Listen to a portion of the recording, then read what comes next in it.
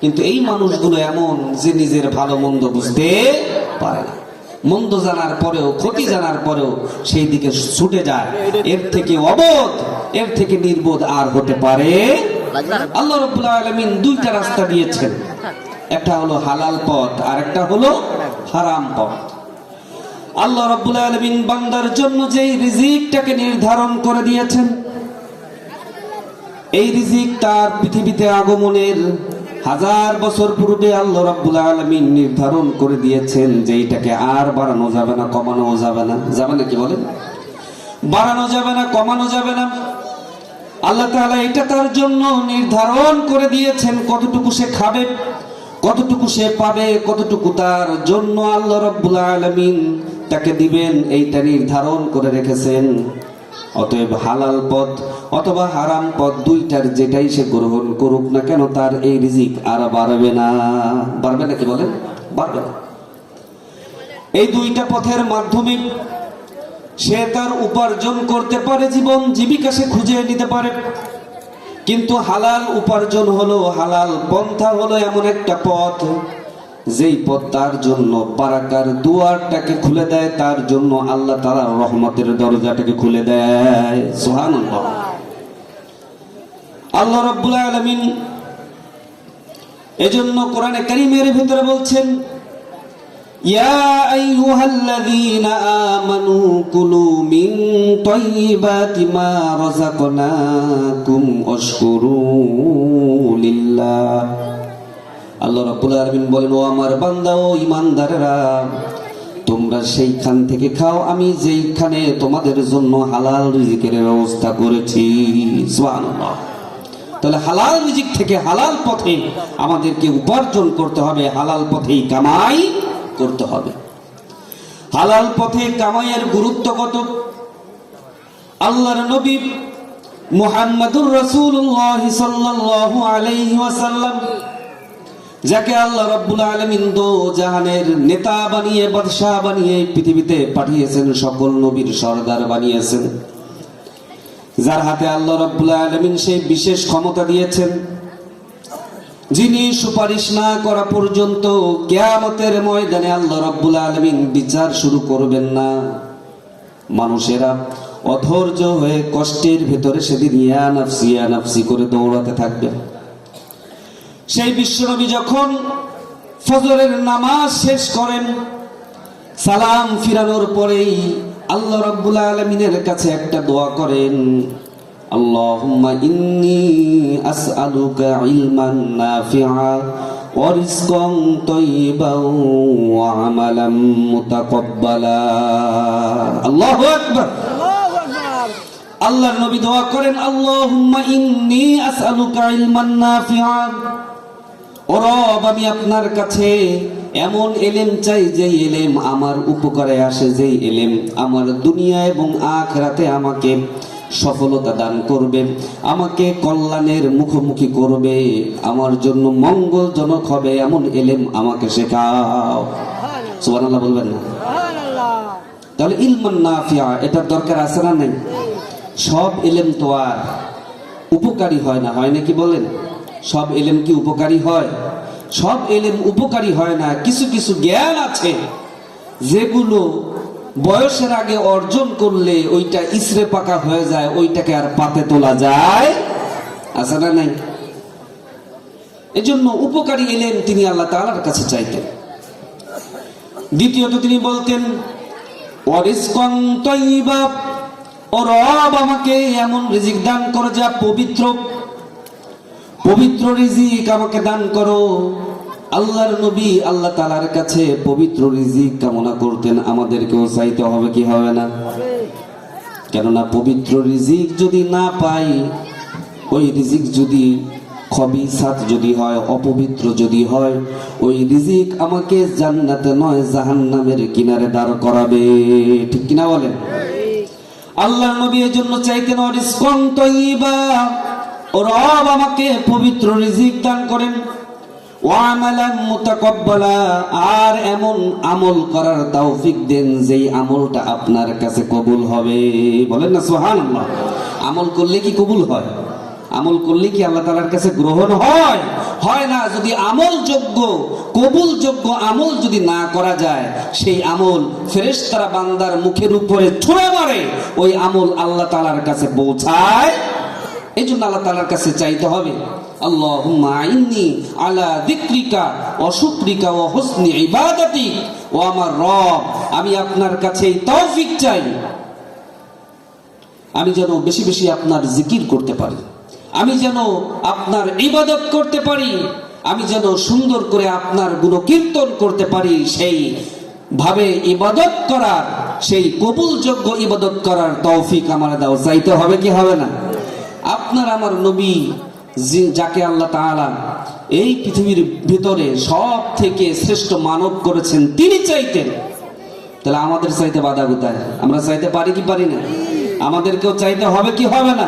চাইতে হবে।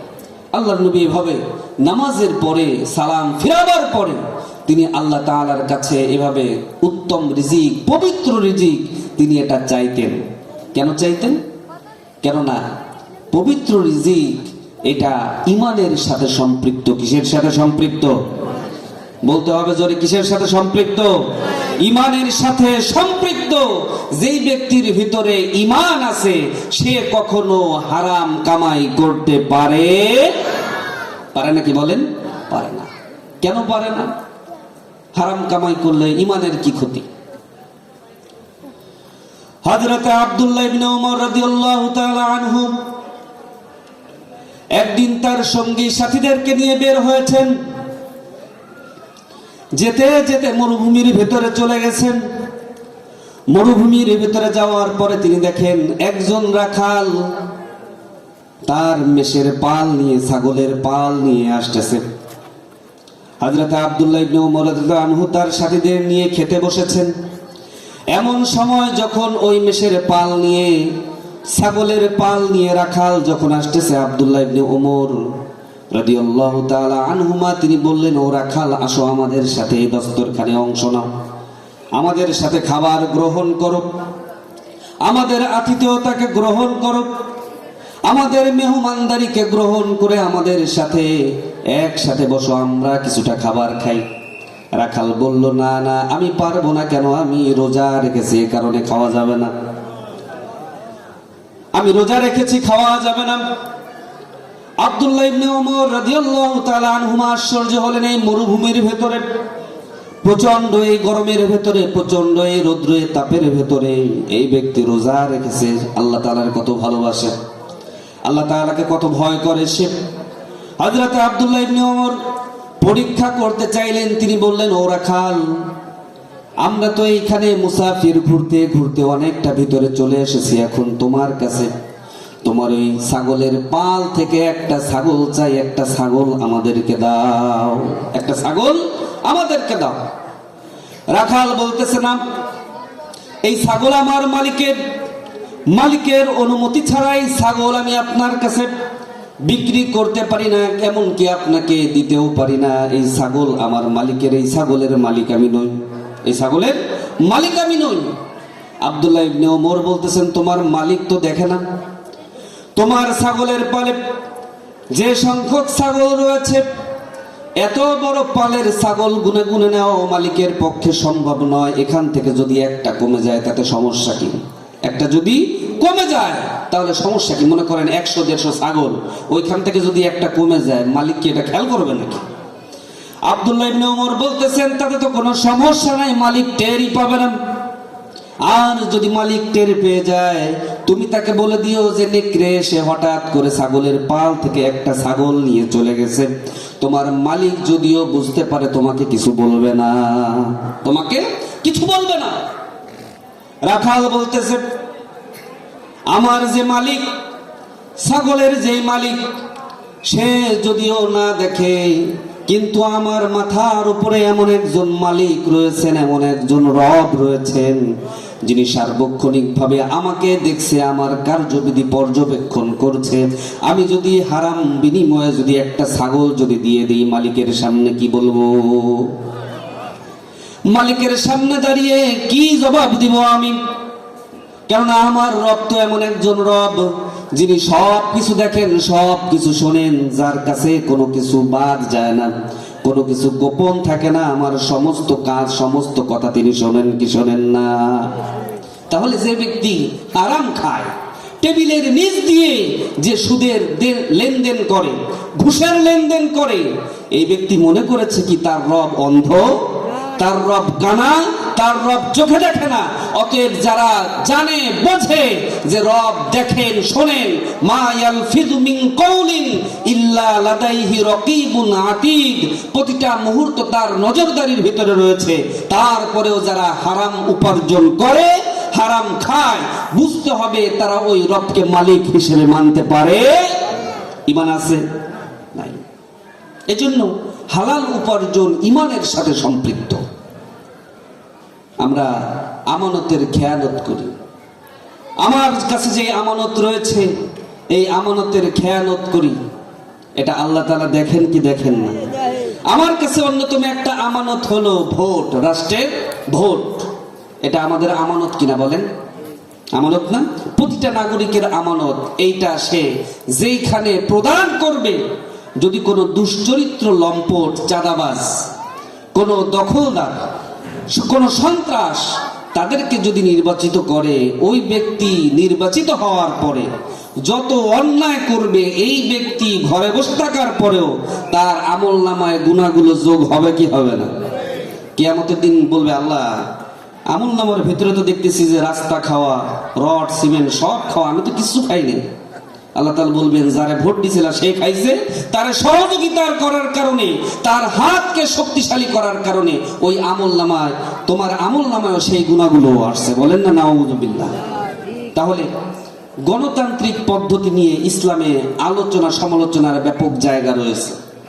কেননা এই সেকুলারিজম, এই ডেমোক্রেসি, এটার সাথে ইসলামের সংঘর্ষ আছে না নাই? কেননা আমাদের মাকসাদ এটা নয়, আমাদের মাকসাদ এটা নয়।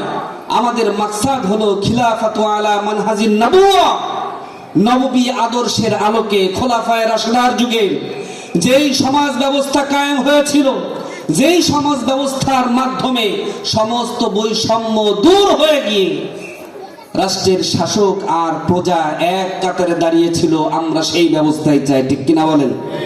আমাদের মানহাজ হলো সেই ব্যবস্থা। কিন্তু এখন মন্দের ভালো হিসেবে যে ব্যবস্থা আমাদের সামনে রয়েছে, পট পরিবর্তন না করা পর্যন্ত আমাদের তোর ভিতরে থাকতেই হচ্ছে।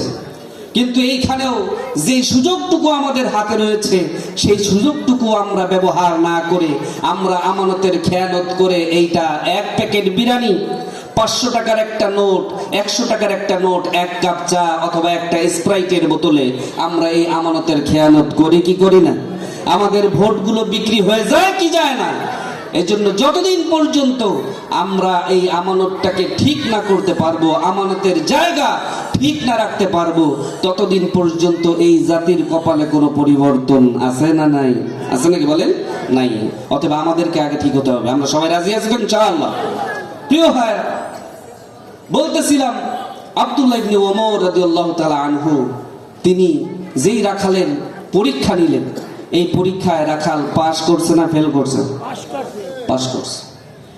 আব্দুল্লাহ ইবনে ওমর রাদিয়াল্লাহু তাআলা আনহু যখন দেখলেন রাখাল পরীক্ষায় পাস করে গিয়েছে, তার এই ক্ষোধাভীতি, আল্লাহ তাআলার প্রতি ভয়, আল্লাহ তাআলার প্রতি জবাবদিহিতা তাকে এতটাই মুগ্ধ করলো, তিনি যখন জানলেন এই রাখাল একজনের গোলাম, একজনের দাস, তখন তিনি এই রাখালকে নিজের অর্থে কিনে তাকে মুক্ত করে দিলেন, স্বাধীন করে দিলেন। সুবহানাল্লাহ।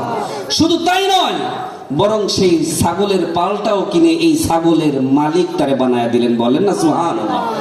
আল্লাহ তাআলা এইভাবে মাইয়াত্তাকিল্লাহা ইয়াজআল লাহু মাখরাজা, যারা আল্লাহকে ভয় করে আল্লাহ তাআলা তাদের জন্য রাস্তা খুলে দেন কি দেন না? এজন্য আমাদেরকেও সেই আল্লাহর ভয়ে হারাম থেকে বেঁচে থাকতে হবে। পারবো তো ইনশাআল্লাহ? তো আল্লাহ রাব্বুল আলামিন এই যে হালাল উপার্জনের প্রতি এত গুরুত্ব দিয়েছেন, তার মানে 1 নাম্বার কারণ হলো ঈমানের সাথে এর সম্পর্ক রয়েছে। 2 নাম্বার কারণ হলো আমলের সাথেও এর সম্পর্ক আছে। মানুষের পেটের ভিতরে যদি হালাল না থাকে, তাহলে ওই ব্যক্তির কোনো ইবাদত, ওই ব্যক্তির কোনো দোয়া আল্লাহ তাআলার কাছ পর্যন্ত পৌঁছায়। হযরত আবু বকর সিদ্দিক রাদিয়াল্লাহু তাআলা আনহু একদিন রোজা রেখেছেন। রোজা রাখার পরে ইফতারের সময় যখন হয়েছে, তখন তিনি তার একজন নির্দিষ্ট গোলাম ছিল, দাস ছিল, তাকে ডাক দিয়েছেন, ও আমার গোলাম, এদিকে আসো, তোমার কাছে কোনো খাবার আছে নাকি? ইফতারের সময় হয়ে গেছে, পেটে প্রচন্ড ক্ষুধা, খাবার গ্রহণ করতে হবে, যদি তোমার কাছে কিছু থাকে দাও, এই খাবারের মাধ্যমে আমি ইফতার করব, রোজাটাকে ভাঙবো, তোমার কাছে কোনো খাবার থাকলে তা নিয়ে আসো। গোলাম তার খাবারের পোটলা নিয়ে আসছে। হযরতে আবু বকর সিদ্দিক রাদিয়াল্লাহু তাআলা আনহু তিনি এই খাবারের সেই পাত্র থেকে কিছুটা খাবার মুখে দিয়ে চাবিয়ে তিনি এইটাকে গিলে ফেলার পরে তার মনে হলো, আমি তো প্রতিদিন যখন এই গোলামের কাছ থেকে যখন কিছু নেই তখন তাকে জিজ্ঞাসা করি, এইটা কোথায় পেয়েছো, কিভাবে আসছে, তোমার এই আয়ের মাধ্যমটা কিভাবে উপার্জন করেছো? কেননা ওই দাস ছিল এমন একজন ব্যক্তি যে হযরতে আবু বকরের সাথে চুক্তি করেছিল, আমি যদি আপনাকে এই পরিমাণ অর্থ দিতে পারি বা এই অর্থ মূল্য যদি কোনোভাবে পরিশোধ করতে পারি, তাহলে আপনি আমাকে আজাদ করে দেবেন, আপনি আমাকে স্বাধীনতা দিয়ে দেবেন। হযরতে আবু বকর তিনি রাজি হয়েছেন এবং এই দাস সে বিভিন্ন জায়গায় কাজকর্ম করে সে টাকা পয়সা এনে তার মুক্তিপণ বাবদ হযরতে আবু বকর রাদিয়াল্লাহু তাআলা আনহুকে দেয়। তো সেদিন সে খাবার নিয়ে আসে। হযরতে আবু বকর খাওয়ার পরে তার মনে পড়েছে, এই খাবার তো আমি গিলে ফেলেছি, খেয়ে ফেলেছি, কিন্তু খাবারের উৎস কি আমি আমার স্বভাব অনুযায়ী আজকে তো আর জিজ্ঞাসা করলাম না। তিনি ডাক দিয়ে জিজ্ঞাসা করেন, ও আমার গোলাম, এই খাবারের উৎস কি, এই খাবার তুমি কোথায় পেয়েছো আমাকে বলো। গোলাম বলে, আবু বকর রে, জাহিলি যুগে আমি একজন গণক ছিলাম, ভাগ্য গণনা করতাম, আমি একজন কাহিন ছিলাম, যদিও আমার কথাবার্তা সব ছিল ভেলকিবাজি, আমি আসলে মানুষের ভাগ্য গণনা করতে পারি না। মানুষের ভাগ্য কেউ গণনা করতে পারে? মানুষের ভাগ্যের খবর, ভবিষ্যৎ, অতীত, এটা জানেন কে? এজন্য রাসূল আকরাম সাল্লাল্লাহু আলাইহি সাল্লাম বলতেছেন, কোন ব্যক্তি যদি, কোন ঈমানদার যদি কোন গণকের কথা বিশ্বাস করে কিংবা তার হাত দেখায় যে দেখো তো আমার হাতে কি আছে, কয়টা ছেলে মেয়ে হবে, বিবাহ কয়টা হবে, ব্যবসা বাণিজ্যের কি অবস্থা, আমার ভবিষ্যৎ উজ্জ্বল হবে কবে, এইভাবে যদি নিজের ভবিষ্যৎ জানতে চায়, আল্লাহর নবী বলেন ওই ব্যক্তি আমি নবী মুহাম্মাদের উপরে যে শরিয়া এসেছে, যে কুরআন এসেছে, এইটাকে সে অস্বীকার করেছে। বলেন না নাউযুবিল্লাহ। অর্থাৎ সে কুফরি করলো, সে কুফরি করলো। কেননা এমন এক বিষয় সে মানুষের কাছে জানতে চেয়েছে যেইটার খবর কেবলমাত্র আছে কার কাছে? আল্লাহ তাআলার কাছে। এজন্য গণকের কাছে যাওয়া যাবে? ওই যে পাখি দিয়ে ভাগ্য গণনা করায়, আমরা যাই না সেখানে? যাবে নাকি? যাওয়া যাবে? নিজের ভূত ভবিষ্যৎ সম্পর্কে জিজ্ঞাসা করা যাবে? যাবে না। এটা স্পষ্ট শিরক, এটা স্পষ্ট কুফরি, ঠিক কিনা বলেন? এই জন্য হযরত আবু বকর যখন শুনলেন, তার গোলাম যখন বলল আমি এইভাবে হাত গণনার মাধ্যমে, ভাগ্য গণনার মাধ্যমে ওই জাহিলি যুগে একজন মানুষকে এই কথাগুলো জানিয়েছিলাম, ভাগ্য গুনে দিয়েছিলাম, কিন্তু সে আমার পারিশ্রমিক দেয় নাই। আজকে যখন বাজারের ভিতরে দেখা হয়েছে, তাকে আমি ওই রাস্তায় ধরেছি যে তোমার কাছে আমার কিছু টাকা পাওনা রয়েছে, সেই টাকাগুলো আমাকে দাও। সে তখন বাধ্য হয়ে টাকাগুলো আমাকে যখন দিল, সেই টাকা দিয়ে আমি এই খাবারগুলো কিনে এনেছি, এই খাবারগুলো কিনে এনেছে। এখন বলেন তো, এইটা কি হালাল উপার্জন দিয়ে কেনা নাকি হারাম উপার্জন দিয়ে? হারাম উপার্জন দিয়ে। হযরতে আবু বকর যখন এটা শুনলেন, শোনার সাথে সাথে গালের ভেতরে, মুখের ভেতরে আঙুল ঢুকিয়ে দিলেন, গলার ভিতরে আঙুল দিয়ে তিনি বমি করার চেষ্টা করলেন, কিন্তু খাবার তো পেটের ভেতরে চলে গেছে, বমি ওঠে না। এরপরে তিনি পানির পাত্র নিলেন, পেট ভরে পানি পান করার পরে এইবারে আঙুল দিয়ে তিনি পেটের ভেতরে যা কিছু ছিল সব তিনি বমি করে উঠিয়ে দিলেন। আল্লাহু আকবার। হযরত আবু বকর বলেন, ওই হারাম খাবার পেটের ভেতর থেকে বমি করে বের করার জন্য যদি আমাকে মৃত্যুর দুয়ারেও যদি দাঁড়াতে হতো, মৃত্যুর মুখোমুখি যদিও দাঁড়াতে হতো, তারপরেও যে করেই হোক ওই হারাম খাবারটাকে আমি আমার পেটের ভেতর থেকে বের করে ছাড়তাম। সুবহানাল্লাহ। কেন ছাড়তাম? কেন করতাম এত কষ্ট? হযরত আবু বকর বলেন, কেননা আমি নবী মুহাম্মদুর রাসূলুল্লাহ সাল্লাল্লাহু আলাইহি সাল্লামকে বলতে শুনেছি, লা ইয়াদখুলুল জান্নাহ লা ইয়াদখুলুল জান্নাতা জাসাদুন গুযিয়া বিল হারাম, যেই শরীরটা হারাম খাদ্য দিয়ে লালিত পালিত হয়, যেই শরীরের রক্ত মাংস হারাম উপার্জন দিয়ে গড়ে ওঠে, ওই শরীর জান্নাতে যাবে না। বলেন না নাউজুবিল্লাহ। অতএব হারাম খাদ্য দিয়ে যেই শরীরটাকে গড়ে তোলা হয়, এই শরীরের জন্য জাহান্নাম উপযুক্ত, তার জন্য জান্নাত হারাম। ঠিক কিনা বলেন? এই জন্য হারাম খাদ্য খাওয়া কিংবা হালাল উপার্জন করা এইটা ইমানের সাথেও আমলের সাথেও সম্পৃক্ত বিষয়। এজন্য আপনাকে হালাল উপার্জনই করতে হবে। আপনি যতই সমস্যার ভিতরে থাকেন না কেন, হারাম উপার্জন করার কোনো সুযোগ নাই। আছে নাকি বলেন? নাই। তো হালাল উপার্জনের বিপরীত হলো হারাম উপার্জন। এখন এই যে হালাল উপার্জন আর হারাম উপার্জন, এইটার সীমানা নির্ধারণ করবে কে? আপনি, আমি, নাকি কোরআন সুন্নাহ? আমরা অনেক সময় মনে করি যে টেবিলের নিচ দিয়ে অন্যায় ভাবে ঘুষ নেওয়া এইটা নিষিদ্ধ, এটা খারাপ কাজ। চুরি করা, ডাকাতি করা এটা খারাপ কাজ, এটা অন্যায়। কিন্তু সুদ খাওয়াটাকে, যেহেতু এই টাকা আর গোপনে লেনদেন হয় না, সরাসরি লেনদেন হয়, এজন্য এটাকে আমরা হারাম মনে করি, এটাকে খারাপ মনে করি না। দোকানে ব্যবসায়ী মালে ভেজাল দিয়ে 2 নম্বরি করে ক্রেতাকে ঠকিয়ে সেই টাকা নিতে তার হাত কাঁপে নাকি? তার হাত কাঁপে না, কেননা এইটাকে সে খারাপ মনে করে না। এজন্য হালাল এবং হারামের সীমানা বেঁধে দিয়েছেন কে?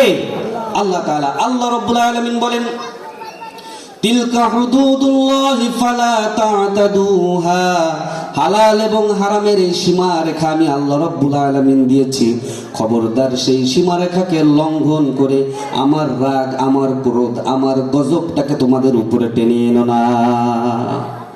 তাহলে হালাল এবং হারামের সীমারেখা কার দেওয়া? আল্লাহ তাআলার দেওয়া।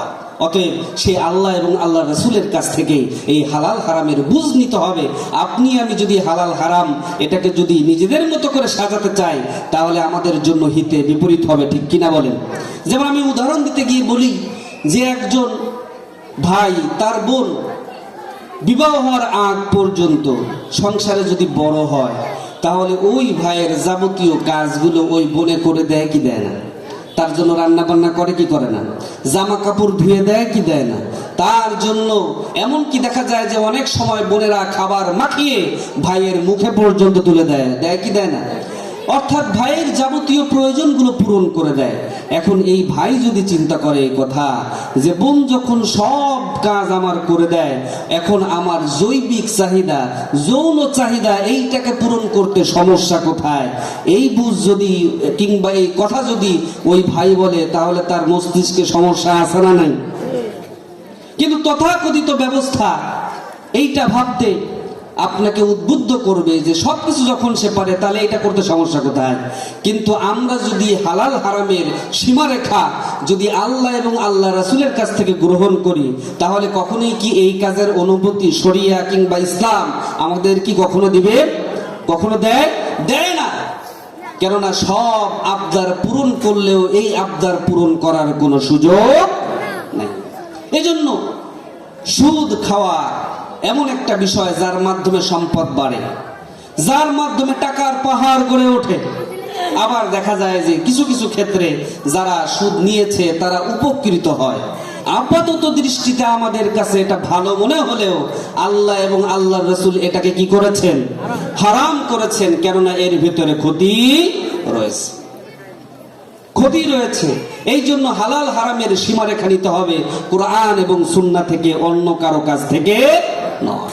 অন্য কারো কাছ থেকে নিলে তখন আর হালাল হালাল থাকবে না, হারাম আর হারাম থাকবে না। দুইটা মিলে এমন জায়গা খিচুড়ি হবে যে আল্লাহ তাআলার কাছে আপনার কোনো কিছুই আর কবুল হবে না। ঠিক কিনা বলেন? সেই জন্য আল্লাহ রাব্বুল আলামিন আমাদেরকে হারাম উপার্জনের জন্য বলেছেন, হারাম পথ থেকে ফিরে আসার জন্য বলেছেন। আল্লাহর নবী মুহাম্মদ রাসূলুল্লাহ সাল্লাল্লাহু আলাইহি ওয়াসাল্লাম বলেন, কাসবুল হালালি ফারিদাতুন বা'দাল ফারিদা। একজন ব্যক্তির জন্য ফরজ গুলো আদায়ের পরে অন্যতম ফরজ হলো তার জন্য হালাল উপার্জন। সুবহানাল্লাহ। অন্যান্য ফরজের পরে তার জন্য অন্যতম ফরজ হলো কি করা? হালাল উপার্জন করা। আল্লাহ রাব্বুল আলামিন কোরআনে কারীমের ভেতরে সূরাতুল জুমার ভেতরে আল্লাহ রাব্বুল আলামিন বলেন, ফাইযা কুদিয়াতিস সালাতু ফান্তাশিরু ফিল আরদি ওয়াবতাগু মিন ফাদলিল্লাহ। আল্লাহ রাব্বুল আলামিন বলেন, যখন তোমাদের নামাজ শেষ হয়ে যায়, সালামের মাধ্যমে যখন নামাজ শেষ হয়ে যায়, এই নামাজ শেষ করার পরে, সালাত শেষ করার পরে তুমি আর মসজিদের ভিতরে বসে থেকো না। ফান্তাশিরু ফিল আরদি ওয়াবতাগু মিন ফাদলিল্লাহ, আল্লাহর জমিনে ছড়ায় পড়ো আর আল্লাহ তাআলার যে ফজল রয়েছে, তার যে অনুগ্রহ রয়েছে, তার দেওয়া যে রিজিক রয়েছে, এই রিজিকটাকে অন্বেষণ করো, তালাশ করো। এটা কার কথা? আল্লাহ তাআলার কথা। অর্থাৎ নামাজ আদায়ের পরে আল্লাহ তাআলা নিজেই বলতেছেন, এবার বেরোয় যাও, জমিনে ছড়ায় পড়ো, আর আমি তোমার জন্য যেই ফজল রেখেছি, তোমার জন্য যে অনুগ্রহ রেখেছি, তোমার জন্য যে রিজিক রেখেছি, এইটাকে তালাশ করো। আমি আল্লাহ রাব্বুল আলামিন তোমার জন্য সহজ করে দেব। বলেন না সুবহানাল্লাহ। অতএব বসে থাকা যাবে না, হাত পা গুটিয়ে যে আল্লাহই খাওয়াবেন, বরং হালাল উপার্জনের জন্য চেষ্টা করাও, এটাও অন্যতম ফরজ ইবাদত। কোন ব্যক্তি যদি এটা না করে, আল্লাহ তাআলার কাছে তাকে জবাব দিতে হবে কি হবে না? জবাব দিতে হবে। এই জন্য হালাল উপার্জনের জন্য আমাদেরকে যথাসাধ্য চেষ্টা করতে হবে। এখন আমরা যারা হারামের ভেতরে নিমজ্জিত, এই হারাম আমাদের জন্য বিপদ ডেকে নিয়ে আসে, আমাদের জন্য ক্ষতি ডেকে নিয়ে আসে। যেমনি ভাবে ব্যক্তিগত জীবনে হয়, ঠিক একই ভাবে আমাদের সামাজিক জীবনেও এই হারামের একটা প্রভাব, একটা ক্ষতিকর দিক, এইটা পড়ে কি পড়ে না? পড়ে না? যে ব্যক্তি হারামের সাথে সম্পর্ক করে, হারাম যে ব্যক্তি খায়, যার ভেতরে হারাম উপার্জন রয়েছে, ব্যক্তিগতভাবে এই ব্যক্তিও ক্ষতিগ্রস্ত হয়। কেননা আল্লাহ রাব্বুল আলামিন বলেছেন, ওয়ায়ুহিল্লু লাহুমুত তাইয়্যিবাত ওয়া ইউহাররিমু আলাইহিমুল খাবাইস। আল্লাহ রাব্বুল আলামিন বলেন, ও ঈমানদারেরা, দুনিয়াতে আমি যা কিছু হালাল করেছি খুঁজে দেখো, এইগুলোর দিকে একটু নজর দাও, দেখবে সব কিছু পবিত্রতার ভিতরে কোনো অপবিত্রতা নাই। আর তুমি হারামের দিকে তাকাও, দেখবে হারাম যা কিছু করা হয়েছে, এইগুলো খবিসাত, এইগুলো হলো নাপাক, এর ভিতরে কোনো পবিত্রতা নাই। ঠিক কিনা বলেন? আল্লাহ রাব্বুল আলামিন যে হারাম ঘোষণা করেছেন, যেইগুলো থেকে আমাদেরকে নিষিদ্ধ করেছেন, আমাদেরকে বিরত থাকতে বলেছেন, এই হারাম হলো 3 ধরনের হয়। কয় ধরনের হয়? আপনারা শুনতেছেন তো? কয় ধরনের হয়? 3 ধরনের। 1 নাম্বার হলো যা সত্তাগতভাবে হারাম। কিরকম হারাম? সত্তাগতভাবে হারাম। আল্লাহ রাব্বুল আলামিন বলেন, ইন্নামা হাররামা আলাইকুমুল মাইতাতা ওয়াদ-দামা ওয়া লাহমাল খিনজির ওয়া মা উহিল্লা লিগায়রিল্লাহি বি। আল্লাহ রাব্বুল আলামিন বলেছেন, ও ঈমানদারেরা, তোমাদের জন্য হারাম করা হয়েছে আলাইকুমুল মাইতা, মৃত প্রাণী। এখন কোন মরা প্রাণীকে যত সুন্দর করে রান্না করে দেওয়া হোক না কেন, আপনি যদি জানতে পারেন এই মুরগিটা জবাই করার আগে মারা গেছে, গরুটা জবাই করার আগে মারা গেছে, যত সুন্দর করে রান্না করে দিক, আপনি এটাকে খাবেন নাকি? কেননা মৃত প্রাণী, এটা সত্তাগতভাবেই কি হারাম, এটা নিষিদ্ধ। ওয়াদ-দামা, এবং রক্ত, প্রাণীর রক্তটাকে তোমাদের জন্য হারাম করা হয়েছে। এখন এই রক্তের ভেতরে যদি একটু ফ্লেভার দিয়ে, একটু চিনি দিয়ে যদি শরবত বানায় দেওয়া হয়, রক্ত আপনি খাবেন নাকি? খাবেন, কেননা এটা সত্যাগতভাবেই কি হারাম। ওয়া লাহমাল খিনজির, আর শুকরের মাংস, শুকরের গোশত সুন্দর করে বারবিকিউ করে দিল, জানতে পারলে এটা শুকরের গোশত, খাবেন? খাবেন নাকি? খাবে না। কেননা একজন ইমানদার, তার ভিতরে ইমানের ছিটাফোঁটা থাকতে সে এই হারাম গুলোকে স্পর্শ করতে পারে না। ঠিক তেমনি ভাবে এই 1 নাম্বার হলো সত্তাগতভাবে হারাম, যেটাকে আল্লাহ রাব্বুল আলামিন সরাসরি হারাম ঘোষণা করেছেন। 2 নাম্বার হলো যেটাকে প্রসেস করার মাধ্যমে হারাম হয়, যেমন আঙ্গুর, খেজুর, এগুলো খাওয়া হালাল না হারাম? হালাল না হারাম? হালাল। খেজুর খাওয়া হালাল, আঙ্গুর খাওয়া হালাল, ভাত খাওয়া হালাল। কিন্তু ভাতটারে 2 দিন পচায়া যদি তারি বানানো হয়, এটাও কি খাওয়া হালাল হবে নাকি? আঙ্গুরটাকে পচায়া যদি আঙ্গুরের রস দিয়ে মদ বানানো হয়, খাওয়া হালাল হবে নাকি? এখন যদি কোনো পাগল বলে যে আঙ্গুর খাওয়া হালাল, আঙ্গুরের এই পচানো রস খাওয়াও হালাল যদি বলেন, কি বলবেন এটারে? হ্যাঁ, পাগল বলবেন না? এই প্রসেসিং এর মাধ্যমে আসা এই জিনিস, এটাও কি হারাম। 3 নম্বর হারাম হওয়ার পদ্ধতি হলো যে হারাম জিনিসের প্রসার করা, হারাম জিনিসকে প্রসারে সহযোগিতা করা। একজন ব্যক্তি মদ খায় না কিন্তু মদ বিক্রি করে, তার এই উপার্জিত টাকা, এটা কি হালাল না হারাম? গাঁজা খাওয়া এটা হালাল না হারাম? কিন্তু নিজে খায় না কিন্তু বিক্রি করে। ইয়াবা নিজে খায় না বিক্রি করে, তার এই উপার্জন, এটা হালাল না হারাম? আর এই টাকা দিয়ে যদি সে হালাল গরুর গোশত কিনে খায়, সে যদি হালাল মুরগিও কিনে খায়, হালাল বাজারের ফলও যদি কিনে খায়, এইটা খাওয়া তার জন্য হালাল না হারাম? কেননা সে কিনেছে কিসের মাধ্যমে? হারাম টাকা দিয়ে। অতএব আমাদেরকে বুঝতে হবে যে শুধুমাত্র শুকরকে হারাম করা হয়েছে, এই জন্য শুধুমাত্র শুকর হারাম নয়, মদকে হারাম করা হয়েছে এই জন্য শুধুমাত্র মদ হারাম নয়, বরং এইগুলোর বেচাকেনা করার মাধ্যমে, এইগুলো সমাজে প্রচার প্রসারে যারা কাজ করেন, এইগুলোর বেচাকেনা যারা করে, তারাও যে উপার্জন করে, এইটা হালাল না হারাম? এটা হারাম, এটা হারাম। একজন আমেরিকান গবেষক তিনি বলতেছিলেন, হায় হায় আজকে মুসলমানদের কি অবস্থা, আজকে মুসলমানদের ইমানের অবস্থা কেমন। আজ আমাদের কাছে মুসলিম ব্যবসায়ীরা, বিভিন্ন বড় বড় প্রতিষ্ঠানের ব্যবসায়ীরা আমাদের কাছে আসে, বিভিন্ন ব্র্যান্ড আমাদের হাতে তুলে দেয়, দিয়ে বলে যে এই ব্র্যান্ডের একটা নকল ক্রিম, একটা নকল পণ্য প্রোডাক্ট আমাদেরকে তৈরি করে দিতে হবে। কি করতে হবে? একটা নকল প্রোডাক্ট তৈরি করতে হবে। বাংলাদেশে নকল প্রোডাক্ট আছে না নাই?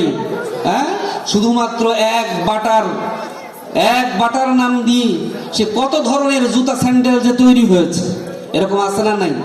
গ্রামে গঞ্জে গেলে দেখা যায় যে এইখানে বেচে সেজান জুস, আর ওইখানে গেলে একটা অক্ষর একটু চেঞ্জ করে দিয়ে একই রকম লোগো রাইখা একই রকম বোতলেই জুস পাওয়া যাচ্ছে, কিন্তু ওইটা আসল নয়, এটা কি নকল। আছে না নাই?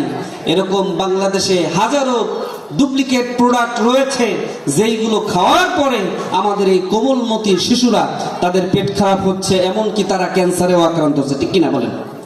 তো বলতেছে যে এইভাবে আমাদের কাছে আসে একটা ব্র্যান্ড নিয়ে, যে এই ব্র্যান্ডের একটা পণ্য আমাদেরকে বানায় দেন, তৈরি করে দেন। এরপরে যখন দুপুরে লাঞ্চের সময় যখন হয়, আমরা বলি যে আসেন আমাদের সাথে খেতে বসেন। তারা যখন দেখে আমাদের টেবিলের উপরে মদ রয়েছে, তারা যখন দেখে আমাদের টেবিলের উপরে শুকরের গোশত রয়েছে, তখন ওই মুসলমান বলে যে না, এইগুলো আমাদের জন্য হারাম, এইগুলো আমরা খাবো না। কিন্তু ওই যে অপরের ব্র্যান্ড নকল করে সে যে ডুপ্লিকেট প্রোডাক্ট তৈরি করতেছে, এইটাকে সে হারাম মনে করতেছে না। এরকম অবস্থা আমাদের হয়েছে কিনা বলেন? আহা, আমরা এখন এইটাকে ভাই তার বোনের সম্পদ আত্মসাৎ করাকে খারাপ কিছু মনে করতেছেন, অপরকে ঠকানো, অপরের সম্পদ জবরদখল করা, এইগুলোকে সে খারাপ কিছু মনে করতেছে না, মনে করে যে এটাই তার অধিকার, এটাই তার হক। ঠিক কিনা বলে? জনগণের সম্পদ আত্মসাৎ করাকে, এইগুলো তাদের কাছে অপরাধ নয়, বরং সেই সমস্ত অপরাধীরাই আবার মিডিয়ার সামনে গলা ফুলিয়ে বলে আমাদের অপরাধ কি। ঠিক কিনা বলেন? এইগুলো তাদের কাছে অপরাধ না। লক্ষ লক্ষ মানুষকে তারা হত্যা করেছে, লক্ষ লক্ষ মানুষকে পথে বসিয়ে লক্ষ লক্ষ মানুষের সম্পদগুলোকে, শেয়ার বাজার লুট করে, ব্যাংকগুলোকে লুট করে, দেশের সম্পদ লুট করে তারা দেশটাকে তলাবিহীন ঝুড়ি করে ছেড়েছে, তারপরেও বলে আমাদের অপরাধ কি। এরকম আছে না নাই? এগুলো নির্লজ্জ, যাদের কোনো লজ্জা শরম বলতে কিছু নাই, সব বিক্রি করে খাইছে। এরকম মুসলমান আজ আমাদের ভিতরে তৈরি হচ্ছে। মদ খাওয়া তার কাছে হারাম, কিন্তু সুদ খাওয়া তার কাছে হারাম না। অপরকে ধোঁকা দিয়ে খাওয়াটা হারাম নয়, এটাকে সে হারাম মনে করে না। আজব মুসলমান, আজব ইমানদার। তার স্বার্থে যতটুকু যায় ততটুকু সে, যতটুকু তাকে যেতে হবে ততটুকু যেতে সে রাজি রয়েছে, কিন্তু স্বার্থে যখন না থাকে তখন তার পিছনে আর ছোটে না। এটা আমাদের অবস্থা। তো আল্লাহ রাব্বুল আলামিন এই যে হারাম আমাদের জন্য নিষিদ্ধ করেছেন, নিষেধ করেছেন, এটার ব্যক্তিগত ক্ষতি হলো যে যেই ব্যক্তি হারাম ধরে, হারামের সাথে সম্পর্ক তৈরি করে, এটা তার শারীরিক ক্ষতি নিয়ে আসে। সিগারেট যে ব্যক্তি খায়, সিগারেটের প্যাকেটের উপরে লেখা রয়েছে ধূমপান স্বাস্থ্যের জন্য ক্ষতিকর, আছে না নাই? ধূমপানের কারণে স্ট্রোক হয়, ধূমপান মৃত্যু ঘটায়, ধূমপানের কারণে হৃদরোগ হয়। এইগুলো লেখা থাকার পরেও সিগারেটের খরিদ্দার কমেছে না বেড়েছে? বাড়ছে না? তো জানার পরে, বোঝার পরে যেই কোম্পানি এই প্রোডাক্ট সেল দিল, তারাই বলার পরেও যখন মানুষ খায়, এইটারে চালাক বলবেন না বোকা বলবেন? কি বলবেন? চালাক, বোকা। বোকা সতর্ক করার পরেও সে এই সতর্কবাণী গ্রহণ করছে না। এটা তার হার্টকে, তার ফুসফুসকে, তার লিভারকে, এমনকি যারা ধূমপান করে ডাক্তাররা বলেন যে এটা তার সন্তানের উপরেও আসর ফেলায়, তার শুক্রাণুকে দুর্বল করে দেয়। অতিরিক্ত ধূমপান করার কারণে অনেক পুরুষ বাবা হতে পারে না। নাউজুবিল্লাহ বলবেন না? এভাবে তার শারীরিক ক্ষতি তৈরি করে। দ্বিতীয়ত তার আর্থিক ক্ষতি হয়। তার আর্থিক ক্ষতি হয় যে গাঁজায় আসক্ত, ইয়াবায় আসক্ত, বিভিন্ন ধরনের নেশাজাত দ্রব্যে যে আসক্ত, দেখা যায় যে সারাদিন যা আয় করে সব ওর পিছনে শেষ, পরিবারে দেওয়ার মতো কিছু নাই। ছেলে কিংবা মেয়ে পড়াশোনা করে, তার বই খাতা কেনার টাকা নাই, তার প্রতিষ্ঠানের, শিক্ষা প্রতিষ্ঠানের মাসিক বেতন দেওয়ার সে বেতন নাই, যার কারণে দেখা যায় এক সময় ওই ছেলে মেয়ের পড়ালেখা আর সামনে চলে না। সে চায়ের দোকানে চা বিক্রি করে কিংবা রাস্তায় ঠেলাগাড়ি ঠেলে, আছে না নাই? এইটা হয়েছে শুধুমাত্র তার ওই বাবার কারণে। সে বাবা যদি ওই নেশাজাত দ্রব্যে যদি আসক্ত যদি না হতো, তাহলে তার উপার্জন সন্তানের পড়ালেখার পেছনে খরচ করতে পারতো কিনা বলেন? কিন্তু তার এই অবহেলার কারণে, আর্থিক ক্ষতির কারণে সন্তানকে সে মানুষ করতে পারে নাই। এরপরে দেখা যায় যে পারিবারিক দ্বন্দ্ব লেগেই থাকে। যেই ব্যক্তি হারামের ভিতরে ঢোকে, তার পরিবারের যে শান্তি, এইটাকে ছিনিয়ে নেন কে? আল্লাহ তাআলা। আল্লাহ তাআলা ছিনিয়ে নেন। এই জন্য পারিবারিক একটা দ্বন্দ্ব লেগেই থাকে। স্বামী স্ত্রীর ভিতরে বনাবনি হয় না, ঝগড়া ঝাঁটি, এই সেই মারামারি লেগে থাকে, অভাব অনটন ফুরায় না, যার কারণে তার ওই পরিবারের ভিতরে শান্তি শৃঙ্খলা থাকে না। এরপরে দেখা যায় যে আল্লাহ তাআলার সাথেও তার সম্পর্কটা থাকে না।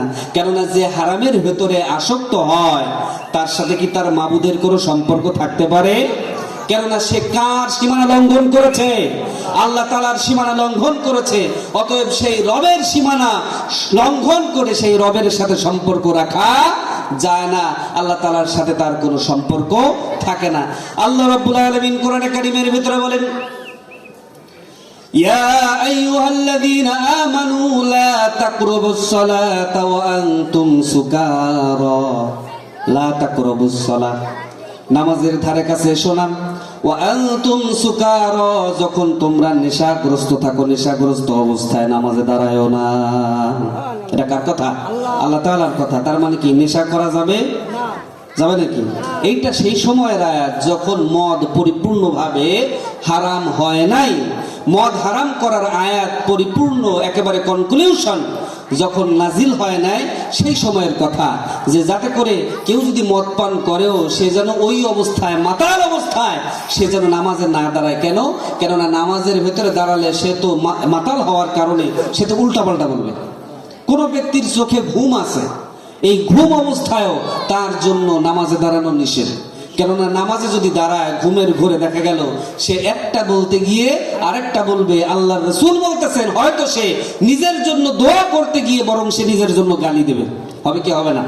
এই জন্য নিষেধ করা হয়েছে।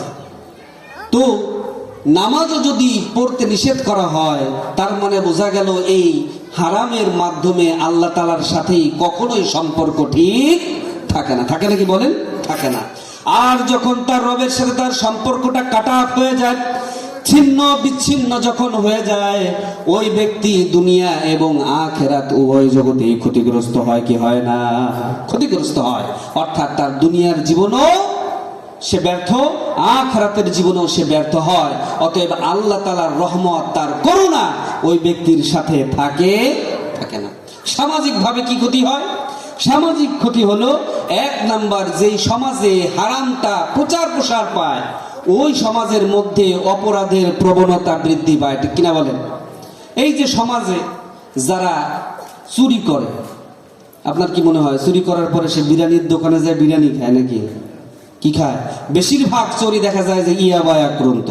ওই ঘরের বদনা চুরি, ওই ঘরের হাড়ি পাতিল চুরি, কলের ডান্টি চুরি, এইটা করে যা পায় তাই নিয়ে দেখা যায় যে একটা ইয়াবার ট্যাবলেট কিনে নিয়ে এসে খাইছে, অথবা এক পুরি গাঁজা এনে খাইছে, অথবা একটু হেরোইন এনে খাইছে। এইভাবে দেখা যায় যে চুরি ডাকাতি, এমনকি যারা ছিনতাই করে বেশিরভাগই সব নেশার ভেতরে, ঠিক কিনা বলেন? নেশার সাথে জড়িত। এইভাবে এই হারাম সমাজের ভেতরে অপরাধ প্রবণতা তৈরি করে।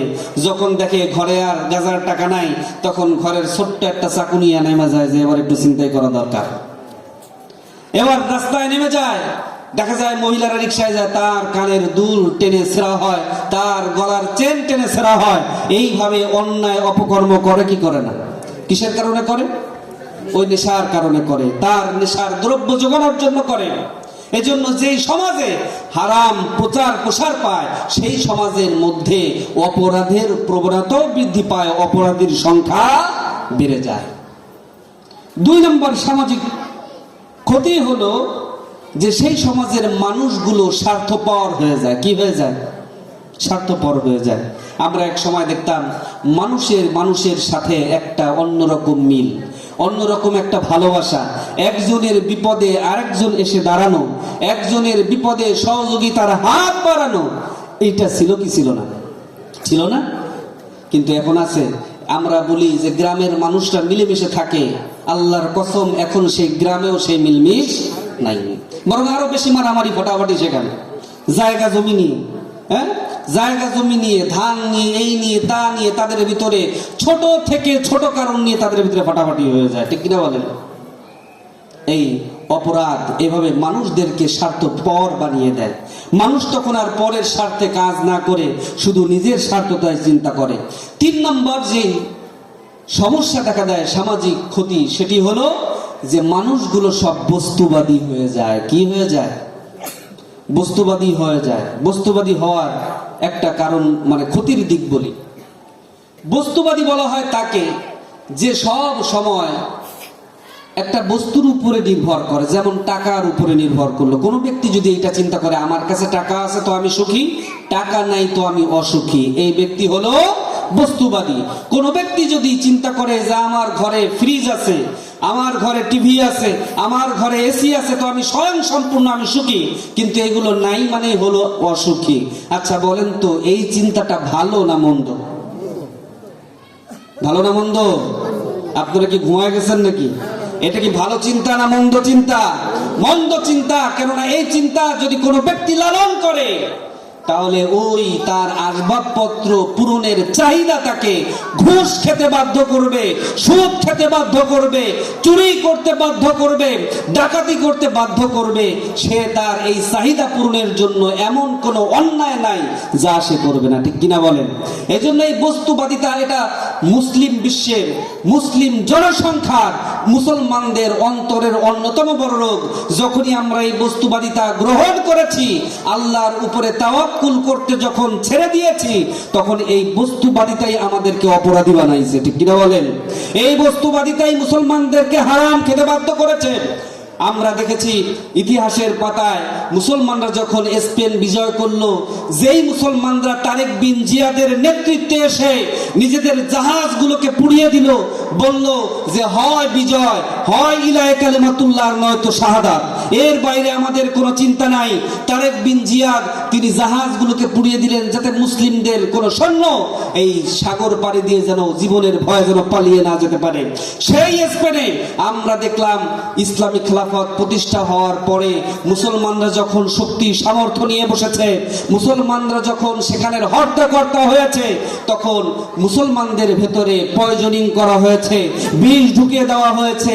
তাদের ভেতরে যে বিষ ঢোকানো হয়েছিল, যে বিষের কারণে মুসলমানদের চেতনা নষ্ট হয়েছিল, মুসলমানদের ইমানি দৃঢ়তা, ইমানি শক্তি নষ্ট হয়েছিল, সেই বিষের নাম ছিল হলো বিলাসিতা। কি নাম বলেন? বিলাসিতা। এই বিলাসিতা যখন মুসলমানদের ভিতরে ঢুকলো, তারা উঁচু উঁচু অট্টালিকা করা শুরু করলো, বিরাট বিরাট বিল্ডিং করা শুরু করলো। তারা যখন তাদের ঘরের ভেতরে বিভিন্ন ধরনের আসবাবপত্র দিয়ে তারা ভরতে লাগলো, এই বিলাসিতা তাদের ইমানি চেতনাকে এমন ভাবে নষ্ট করে দিল, যার কারণে আমরা পরবর্তীতে দেখলাম স্পেনের সেই কর্ডোবায় ওই মসজিদের ভেতরে, স্পেনের সেই কেন্দ্রীয় মসজিদের ভেতরে ফার্নান্দেজ 1 লক্ষ মুসলমানকে বন্দী করে তাদেরকে সেই ব্রয়লার মুরগির মতো আগুনে পুড়িয়ে তাদেরকে বারবিকিউ বানাইছে। বলেন না নাউজুবিল্লাহ। যেই মুসলমান স্পেন বিজয় করেছিল, দেখা যায় কিছুকাল পরেই এই বিলাসিতার ভিতরে ঢোকার কারণে খ্রিস্টানরা তাদেরকে মসজিদের ভিতরে ঢুকিয়ে তাদেরকে আগুন দিয়ে পুড়িয়ে মেরেছে। এইভাবে মুসলমানদের ইমানি শক্তিকে দুর্বল করে দেওয়া হয়েছে। আজ আমাদের ভেতরেও যখন এই বস্তুবাদিতা রয়েছে, একজন ছেলে যখন বিসিএস ক্যাডার হওয়ার জন্য দৌড়ায়, একজন ছেলে যখন ডাক্তার হওয়ার জন্য দৌড়ায়, ইঞ্জিনিয়ার হওয়ার জন্য দৌড়ায়, একটা সরকারি চাকরি পাওয়ার জন্য দৌড়ায়, আর মুসলিম উম্মাহ তখন বোমায়ের আঘাতে ছিন্ন বিচ্ছিন্ন হয়, আর ওই মুসলিম যুবকের মাথায় যখন এটা থাকে না, সে শুধুমাত্র একটা সরকারি চাকরি পাওয়ার জন্য দৌড়ায়, এই উম্মাহ কি কখনো সফলকাম হতে পারবে? পারবে না। কেননা ওই বস্তুবাদিতার চিন্তায় এই উম্মাকে হাজার হাজার যোজন যোজন দূরে তাকে সরিয়ে রেখেছে। এই উম্মার মধ্যে এই জন্য আর আজ কোন সালাউদ্দিন আইয়ুবী আসে না। এই উম্মাকে বাঁচানোর জন্য, এই উম্মার উত্তরণের জন্য আর কোন খালিদ বিন ওয়ালিদ আসে না, আর কোন ইউসুফ বিন তাসফিন আসে না। দেখা যায় যে যারাই জন্মগ্রহণ করে প্রত্যেকে এক একটা ভেড়া, এক একটা ছাগল, ঠিক কিনা বলে? আর সিংহ শাবক আসে না। সিংহের হুঙ্কারে ওই বাইতুল মুকাদ্দাসকে মুক্ত করার জন্য আর কেউ সেই হুঙ্কার তোলে না। এইভাবে বস্তুবাদিতা আমাদেরকে ঘিরে ধরেছে বিধায় আজ আমরা ইমানি চেতনায় আমরা দৃঢ় থাকতে পারি নাই, শয়তান আমাদেরকে কবজা করে নিয়েছে। অন্যতম আরেকটা ক্ষতি হলো যে অসভ্য এবং বর্বরে ভরে যায় গোটা দেশ, গোটা জনপদ। আর অন্যতম আর একটা ক্ষতি হলো যে তখন সমাজের হর্তাকর্তা হয় ওই সমস্ত বাটপার লম্পটেরা। ওই সমস্ত বাটপার লম্পটেরা মনে করেন আপনার এই এলাকার হর্তাকর্তাকে যে ইয়াবা ব্যবসা করে, আপনার এই এলাকার হর্তাকর্তাকে বিচার আচার সালিশ বিচার কে করে? যে গাঁজার ব্যবসা করে, যে হেরোইনের ব্যবসা করে, যে চোরাচালানির সাথে যে রয়েছে, এমন ব্যক্তি তারা তাদের প্রভাব খাটায়। কারণ কি? কারণ তার আন্ডারে 100 থেকে 150 ছেলে পেলে আছে, ডাক দিলেই তারা মুহূর্তে চলে আসে। কেননা এরা এর কাছ দিয়ে ইয়াবা কেনে, ইয়াবা খায়, গাজার পুরিয়া কেনে, গাজা খায়। অতএব সে যা বলে তার কথায় ওঠে আর বসে। এইভাবে যেই সমাজের ভেতরে হারামটা শিকড় গেড়ে বসেছে, এইভাবেই সামাজিক ক্ষতির মাধ্যমে ওই সমাজটা একেবারে রসাতলে চলে যায়, ঠিক কিনা বলেন? একেবারে রসাতলে চলে যায়। অতএব আমরা যদি আমাদের সমাজকে যদি বাঁচাতে চাই, আমরা যদি আমাদের পরবর্তী প্রজন্মকে যদি আমরা ভালো দেখতে চাই, তাহলে এই হারামগুলোর সাথে আমাদের সম্পর্ক ছিন্ন করতে হবে কি হবে না? ছিন্ন করতে হবে। নতুবা কিন্তু এমন এক সময় আমাদের জন্য অপেক্ষা করছে যখন কিন্তু দেখা যাবে যে আপনার সন্তান আর আপনার নাগালের ভেতরে নেই, বরং আপনার সন্তান অন্যের কথায় আপনার গায়ে হাত তুলতেও সে দ্বিধা করে না। এরকম হবে কি হবে না? এই জন্য আমাদেরকে হালাল উপার্জনের মাধ্যমে আমাদের পরবর্তী প্রজন্মকে রক্ষা করতে হবে।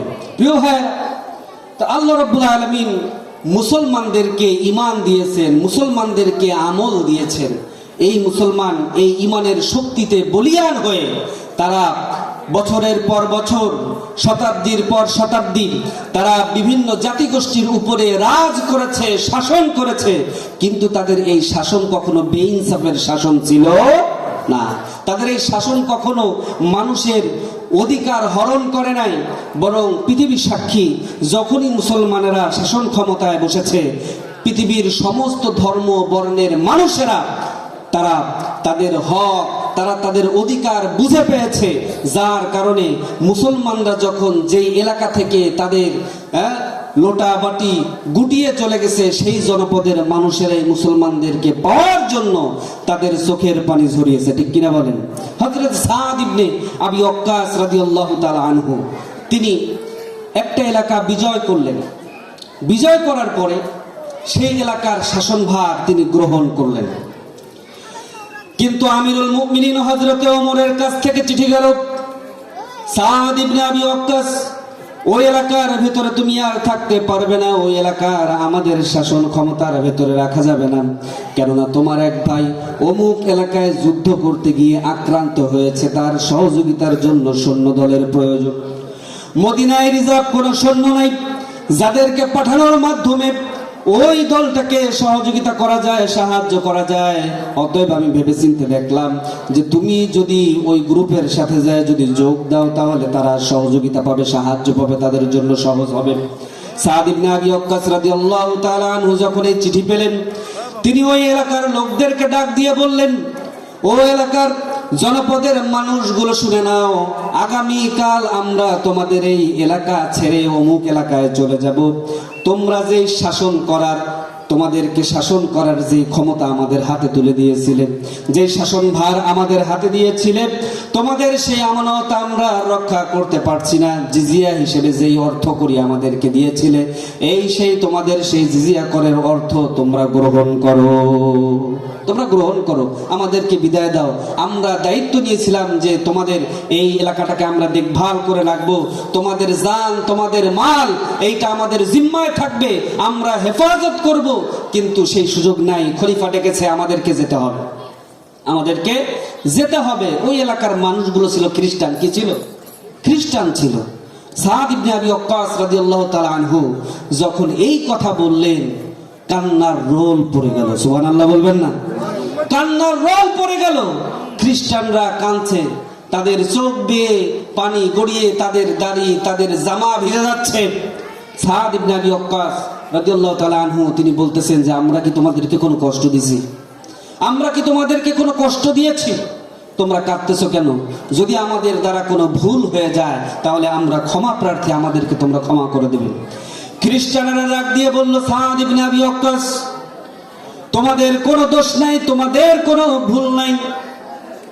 তোমরা যখন আমাদের কাছে এসেছো, আমরা মনে করেছিলাম তোমরা আমাদের ক্ষতির কারণ হবে, কিন্তু যখন তোমরা এলাকার শাসন ভার গ্রহণ করে যে শান্তি তোমরা প্রতিষ্ঠা করলে, যেই সমতা তোমরা প্রতিষ্ঠা করলে, যেই ইনসাফ তোমরা কায়েম করলে, এমন নজির আমরা আমাদের শাসকদের কাছ থেকে পাই নাই। তারা আমাদেরকে শোষণ করেছে, তারা আমাদেরকে চুষে খেয়েছে, কিন্তু তোমরা আমাদের সাথে যে ইনসাফ করেছো, এই ইনসাফের নজির আমরা আর দ্বিতীয়টা দেখি নাই। অতএব তোমরা যখন আমাদেরকে ছেড়ে চলে যাচ্ছ, আমরা ব্যতীত হচ্ছি, হয়তো আবার স্বজাতির দ্বারা আমরা আবার নিষ্পেষিত হব, নির্যাতিত হব। অতএব তোমরা আমাদেরকে ছেড়ে যেও না, আমাদের শাসনভার তোমাদের হাতে দিলাম, তোমরাই আমাদেরকে শাসন করো। সুবহানাল্লাহ বলবেন না? এইভাবে মুসলমানেরা যেখানেই শাসন করেছে, মুসলমানরা কখনোই কারো প্রতি বৈষম্য, মুসলমানেরা কারো প্রতি জোর জবরদখল, মুসলমানরা কারো উপরে জুলুমের স্টিম রোলার চালায় নাই। এখন আমাদের স্বাধীনতা পরবর্তী সময় আমরা যে শাসক দেখছি, এরা মুসলমান কিনা বলেন? মুসলমান না, কিন্তু মানুষের উপরে জুলুম নির্যাতন করছে কি করে নাই? তাহলে কিরকম মুসলমান? কেমন মুসলমান? যেই মুসলমানের দ্বারা অপর মুসলমান নির্যাতিত হয়, নিপীড়িত হয়, আলেমদেরকে কারাগারে ঢোকানো হয়, আলেমদেরকে ফাঁসির দড়িতে ঝোলানো হয়, তাহলে ওই মুসলমান কেমন মুসলমান? আল্লাহর হাবিব সাল্লাল্লাহু আলাইহি সাল্লাম বলেন, সিবাবুল মুসলিমি ফুসুকুন ওয়া কিতালুহু কুফরুন। আল্লাহর নবী বলেন, মুসলমানকে গালি দেওয়া হলো ফাসিকি, বড় অপরাধ। ওয়া কিতালুহু কুফরুন, আর মুসলমানকে হত্যা করা হলো কাফেরের কাজ। কার কাজ? কাফেরের কাজ। অতএব যেই মুসলমান নামধারী শাসক মুসলমানদের রক্তে নিজের হাত রাঙায়, আলেমদের রক্তে নিজের হাত রাঙায়, সে আর যাই হোক মুসলমান হতে পারে। এই ফতোয়া আমার না, এই ফতোয়া কার? আল্লাহর নবীর। এই ফতোয়া কার? আল্লাহর নবী বলতেছেন যে ওয়াকিতালুহু কুফরুন, সে কাফের হয়ে যায়। আল্লাহর নবী বলেন, তিনটা কারণে একজন মানুষকে হত্যা করা যায়। এক নাম্বার হলো, সে যদি কাউকে হত্যা করে তাহলে কিসাসের আওতায় হত্যার বদলে হত্যা। এই মূলনীতিতে ওই ব্যক্তিকে হত্যা করা তখন জায়েজ, ইসলামী শাসক তাকে হত্যা করবে। আবার আপনি আমি হত্যা করতে, সবাই মিলে হত্যা করতে গেলাম হবে না। ইসলামী শাসক, ইসলামী রাষ্ট্রের শাসক যিনি, তিনি হত্যা করবেন, যাতে করে কোনো বিশৃঙ্খলা যেন তৈরি না হয়। 2 নাম্বার হলো ওই ব্যক্তি যে বিবাহিত অবস্থায় জিনা করে, ব্যভিচার করে। যে ব্যক্তি বিবাহিত, এই নারী পুরুষ যদি জিনা করে, ব্যভিচার করে, পরকীয়া করে, তাহলে ইসলামের শরিয়া মোতাবেক তার শাস্তি কি? রজম। তার শাস্তি কি? রজম। অর্থাৎ তার বুক পর্যন্ত মাটিতে দাবিয়ে দিয়ে এরপরে যতক্ষণ না মৃত্যুবরণ করে পাথর মেরে মেরে তাকে হত্যা করা। এই বিধান কার? আল্লাহ তাআলা। এই বিধান আল্লাহ দিয়েছেন। এইরকম যদি কেউ পরকীয়া কিংবা জিনা ব্যভিচার করে, তাহলে ওই ব্যক্তিকে হত্যা করাও জায়েজ। 3 নাম্বার হলো যদি কোনো ব্যক্তি শাতিমে রাসূল হয়, আল্লাহর নবীকে গালাগালি দেয়, আল্লাহর নবীকে নিয়ে ব্যঙ্গ বিদ্রূপ করে, আল্লাহ রাব্বুল আলামিনকে গালি দেয়, আল্লাহ তাআলাকে অস্বীকার করে। যেমন কয়দিন আগে আবুল সরকার নামের একজন বাউল আল্লাহকে নিয়ে ব্যঙ্গ করেছে, কি করে নাই? তার যেই কথাবার্তা, এই সমস্ত কথাবার্তা দ্বারা সে ওয়াজিবুল কতল হয়ে গেছে, ঠিক কিনা বলেন? অথচ আমাদের সমাজের নামধারী কিছু মুসলমান, যারা নিজেদেরকে মুসলমান বলে আর কি, তারা ওই আবুল সরকারের পাশে দাঁড়াইছে যে কেন তার জেলে নেওয়া হইল, ওরা যে হত্যা করে নাই, ওরা যে কতল করে নাই, এই তো তোদের শুকরিয়া আদায় করা দরকার। কেননা সে কি বলেছে যে আমি খুঁজে পাই না যে আল্লাহ তাআলার কোনটা মুখ আর কোনটা পাছা। বলেন না নাউজুবিল্লাহ। আল্লাহর শানে এমন কথা বলবে আর একজন ইমানদার চুপ করে তা শুনবে, দেখবে, এটা হতে পারে না, ঠিক কিনা বলেন? তো যদি কেউ দিন নিয়ে, নবীকে নিয়ে এভাবে যদি ব্যঙ্গ বিদ্রূপ করে, তাহলে তাকেও হত্যা করা জায়েজ। আল্লাহ রাসূল বলেন এই 3টা কারণ পাওয়া ছাড়া অন্যায় ভাবে কোন মুসলমানের রক্ত ঝরানো যাবে না। এই 3টা ছাড়া অন্যায় ভাবে কোন মুসলমানের রক্ত ঝরানো যাবে না।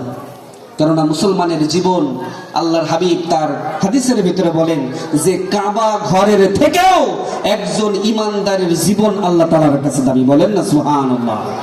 কিসের থেকে দামি? কাবা ঘরের থেকেও দামি। অতএব সেই মুসলমানের জীবনটারে হেসে খেলে তাকে হত্যা করা হবে, তার বুকে গুলি চালানো হবে, পাখির মতো তাকে হত্যা করা হবে, আর তুমি নিজের মুসলমান দাবি করবা, এটা সম্ভব নয়। কেননা নবী ফতোয়া দিয়েছেন যে এইটা হলো কাফেরের কাজ, এইটা কোনো মুসলমানের কাজ হতে পারে। প্রিয় ভাইরা, তো আল্লাহ রাব্বুল আলামিন আমাদেরকে যে ঈমান দিয়েছেন, এই ঈমান এবং এই আমল আল্লাহ তাআলার কাছে কবুল হওয়ার পথে বড় প্রতিবন্ধকতা হলো হারাম উপার্জন, ঠিক কিনা বলেন? এইটা বিজাতীয়দের ষড়যন্ত্র। তারা আমাদের ঈমানটাকে দুর্বল করার জন্য বিভিন্ন নামে উপনামে এই হারাম উপার্জন আমাদের ভেতরে ঢুকিয়ে দিয়েছে, ঠিক কিনা বলেন? যার কারণে মুসলমান আজ হারামের ভেতরে সম্পৃক্ত হয়ে গেছে। আমাদের সমাজে 3 শ্রেণীর মানুষ। কয় শ্রেণীর মানুষ শুনতেছেন তো? কয় শ্রেণীর মানুষ? 3 শ্রেণীর মানুষ। একদল হলো যারা হাই লেভেলের ধনী মানুষ, উচ্চবিত্ত। 2 নাম্বার হলো যারা মধ্যবিত্ত, আর 3 নাম্বার হলো যারা নিম্নবিত্ত। এই 3 শ্রেণীর মানুষ আমাদের সমাজে আছে না নাই? সমাজে আছে না নাই? আমরা যদি একটু তাকাই দেখবো যে এই 3 শ্রেণীর মানুষই হারামের ভেতরে সম্পৃক্ত, হারামের সাথে তাদের সম্পর্ক রয়েছে, ঠিক কিনা বলেন? কিন্তু সবার হারামের ধরনটা এক নয়। আপনি যদি ধনী মানুষের দিকে তাকান, উচ্চবিত্ত মানুষের দিকে যদি তাকান, দেখবেন যে সে তার ব্যবসা বাণিজ্য, সে তার কোম্পানিকে বড় করার জন্য ব্যাংক লোন নিয়েছে, ব্যাংক থেকে লোন নিয়ে সে তার ব্যবসা বাণিজ্য বাড়াতে চেয়েছে। এইভাবে সে সুদের সাথে নিজেকে সম্পৃক্ত করে সে হারাম খায়। আছে না নাই? আছে না নাই? এরপরে 2 নম্বরে মধ্যবিত্ত মানুষ, তার কোনো বড় ব্যবসা প্রতিষ্ঠান নাই, কোনো কোম্পানি নাই, কিন্তু তার হারাম খাওয়ার ধরন হলো সে একটা ছোটখাটো চাকরি করে। দেখা যায় যে চাকরির বয়স শেষ হওয়ার পরে পেনশনের যেই টাকাটা পেয়েছে এই টাকাগুলো ডিপোজিট করে ব্যাংকে রেখেছে, ডিপোজিট করে ব্যাংকে রাখছে। চিন্তা করছে যে এখন তো আর কোনো চাকরি বাকরি করার সুযোগ নাই, ব্যবসা বাণিজ্য বুঝি না, সারাটা জীবন চাকরি করে খাইছি, ব্যবসা কি জিনিস সেটা তো বুঝি না।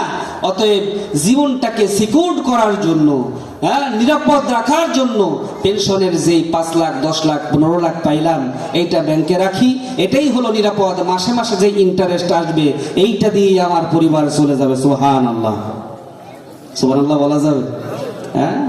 এই যে ইন্টারেস্ট নিল এটা হালাল না হারাম? মধ্যবিত্ত ঠিক এইভাবে হারামের ভেতরে আছে। আর যারা নিম্নবিত্ত, যাদের হাতে সম্পদ নাই, এরা হারামের সাথে সম্পর্ক করে কিভাবে? এরা মোড়ে একটা চায়ের দোকান দেয়, একটা পিঠার দোকান দেয়, একটা ছোট একটা ব্যবসা খোলে, কাঁচামালের ব্যবসা করে, কিন্তু তার কাছে তো পুঁজি নাই, যার কারণে সে ওই এনজিও থেকে, ওই ব্রাক থেকে, ওই আশা থেকে বিভিন্ন নামে যে সমস্ত সুদী কারবারি যারা আছে তাদের কাছ থেকে সুদের এরপরে ব্যবসাটা দাঁড় করা। তার এই যে উপার্জন সুদের মাধ্যমে শুরু হলো, এটা হালাল না হারাম? এইভাবে আমাদের সমাজের 3 শ্রেণীর মানুষ, তারা এইভাবেই সুদের সাথে জড়ায়, হারামের সাথে জড়ায় যায়। এইভাবে দেখা যায় যে আমাদের সমাজের প্রায় মানুষগুলোই তারা এইভাবে হারামের ভিতরে হাবুডুবু খাচ্ছে, ঠিক কিনা বলেন? আজ আপনি এমন মানুষ পাবেন না যেই মানুষটা এইভাবে সুদী লেনদেনের ভেতরে নাই, চাইলেও আছে, না চাইলেও আছে। এর কারণ হলো যে আমাদের রাষ্ট্র ব্যবস্থা ইসলামী না হওয়ার কারণে, আমাদের রাষ্ট্র ব্যবস্থা ইসলামী মূলনীতি না মানার কারণে আজ তারা অর্থনৈতিক ব্যবস্থা ওই ইহুদিদের কাছ থেকে ধার করেছে, যার কারণে আপনার আমার টাকায় আর্থিক লেনদেন হয়, অর্থনৈতিক প্রতিষ্ঠান চলে, কিন্তু সেইখানে যে মাধ্যম গ্রহণ করা হয়েছে সেটা হলো সুদী লেনদেনের, ঠিক কিনা বলেন? দেখেন, সুদ এবং হালাল দুইটার ভিতরে পার্থক্য সামান্য। পার্থক্য কি? সামান্য। বুঝলে হালাল করা সম্ভব, আর না বুঝলে ওইটা হারাম হয়ে যায়, সুদ হয়ে যায়। সুদ এবং হালাল উপার্জনের মধ্যে পার্থক্য হলো, যেমন আল্লাহ রাব্বুল আলামিন কোরআনে কারীমের ভিতরে একটা আয়াত বলেছেন, আহাল্লাল্লাহুল বাইয়া ওয়া হাররামার রিবা। শুনছেন তো এই আয়াতটা, যে আল্লাহ তাআলা ব্যবসাকে করেছেন হালাল আর সুদকে করেছেন হারাম। শুনছেন না আপনারা? তো ব্যবসাকে হালাল করা হয়েছে, এইটা বলার কারণ কি? এটা বলার কারণ হলো জাহিলি যুগের মানুষেরা তারাও বলতো যে সুদ তো একটা ব্যবসার মতোই। বলেন না নাউজুবিল্লাহ? সুদ কিসের মতো? ব্যবসার মতো। ব্যবসায় যেমনি ভাবে আপনি 10 টাকা দিলেন, দোকানদারের কাছ থেকে আপনি 10 টাকার পরিমাণ ডাল বা চাল অথবা আপনার প্রয়োজনীয় জিনিস আপনি নিলেন, এর মাধ্যমে দেখা যায় যে ওই দোকানদার ওই যেই জিনিস আপনার কাছে 10 টাকায় বিক্রি করছে, সে ওই পাইকারি যে বাজার সেখান থেকে 8 টাকায় কিনে নিয়ে আসছে। কয় টাকা লাভ হইল? 2 টাকা লাভ হইল। ঠিক তেমনি ভাবে তারাও এটা ধারণা করত যে ঠিক একইভাবে আমি একজন লোককে উপকার করলাম, 10 টাকা দিলাম, সে কয়দিন পরে 10 টাকার জায়গায় আমার 12 টাকা দিল, আমারও তো 2 টাকা লাভ হইল, সমস্যা কি? এটা ব্যবসার মতোই। আল্লাহ রাব্বুল আলামিন ঘোষণা করতেছেন, আহাল্লাল্লাহুল বাইয়া ওয়া হাররামার রিবা। ব্যবসা এবং সুদ এক জিনিস নয়। ব্যবসাকে আমি হালাল করেছি, কিন্তু সুদকে করেছি হারাম। সুদকে কি করেছেন? হারাম করেছেন। এখন সুদ হারাম কেন? কারণ সুদ হারাম হওয়ার পেছনে অন্যতম কারণ হলো বাজারে যেমনি ভাবে যাচাই বাছাই করার পদ্ধতি আছে, সুদ যারা দেয় তাদের কাছে যাচাই বাছাই করার পদ্ধতি নাই। আছে নাকি? বলেন, মুক্ত বাজার সিস্টেম আছে নাকি? যে ইনি 10 টাকায় 1 টাকা নেন, আর উনি 10 টাকায় 5 টাকা নেন, উনি 10 টাকায় 3 টাকা নেন, এরকম মুক্ত বাজার নীতি আছে নাকি? নাই। আপনাকে নিতেই হবে। আপনি যদি নিতে চান আপনাকে নিতেই হবে। 2 নম্বর কারণ হলো যে একই জিনিসের বিনিময় হয়। কি হয়? একই জিনিসের বিনিময় হয়। আপনারা জানেন যে সুদ হলো 2 প্রকার।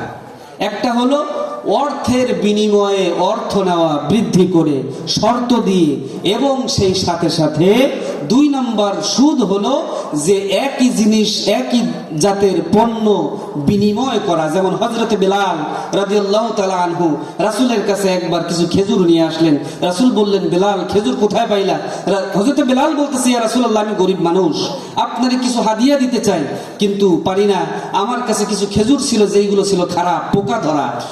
আমি কি করলাম, আমি একজনের সাথে চুক্তি করলাম যে আমার 2 কেজি পরিমাণ খেজুর তোমারে দেব, বিনিময়ে 1 কেজি ভালো খেজুর আমারে দিবা। আমি এইভাবে অদল বদল করেছি। আল্লাহ রাসূল বলেন যে একই জিনিস যখন এইভাবে অদল বদল হয়, তারতম্য হয়, তখন সেইটা সুদ হয়ে যায়। কি হয়ে যায়? সুদ হয়ে যায়। আমরা ঈদের সময় ব্যাংক থেকে 1000 টাকার নোট দিই আর 10 টাকার নোট কিনে নিয়ে আসি। জিনিস কি একই জিনিস না ভিন্ন জিনিস? একই জিনিস না ভিন্ন জিনিস?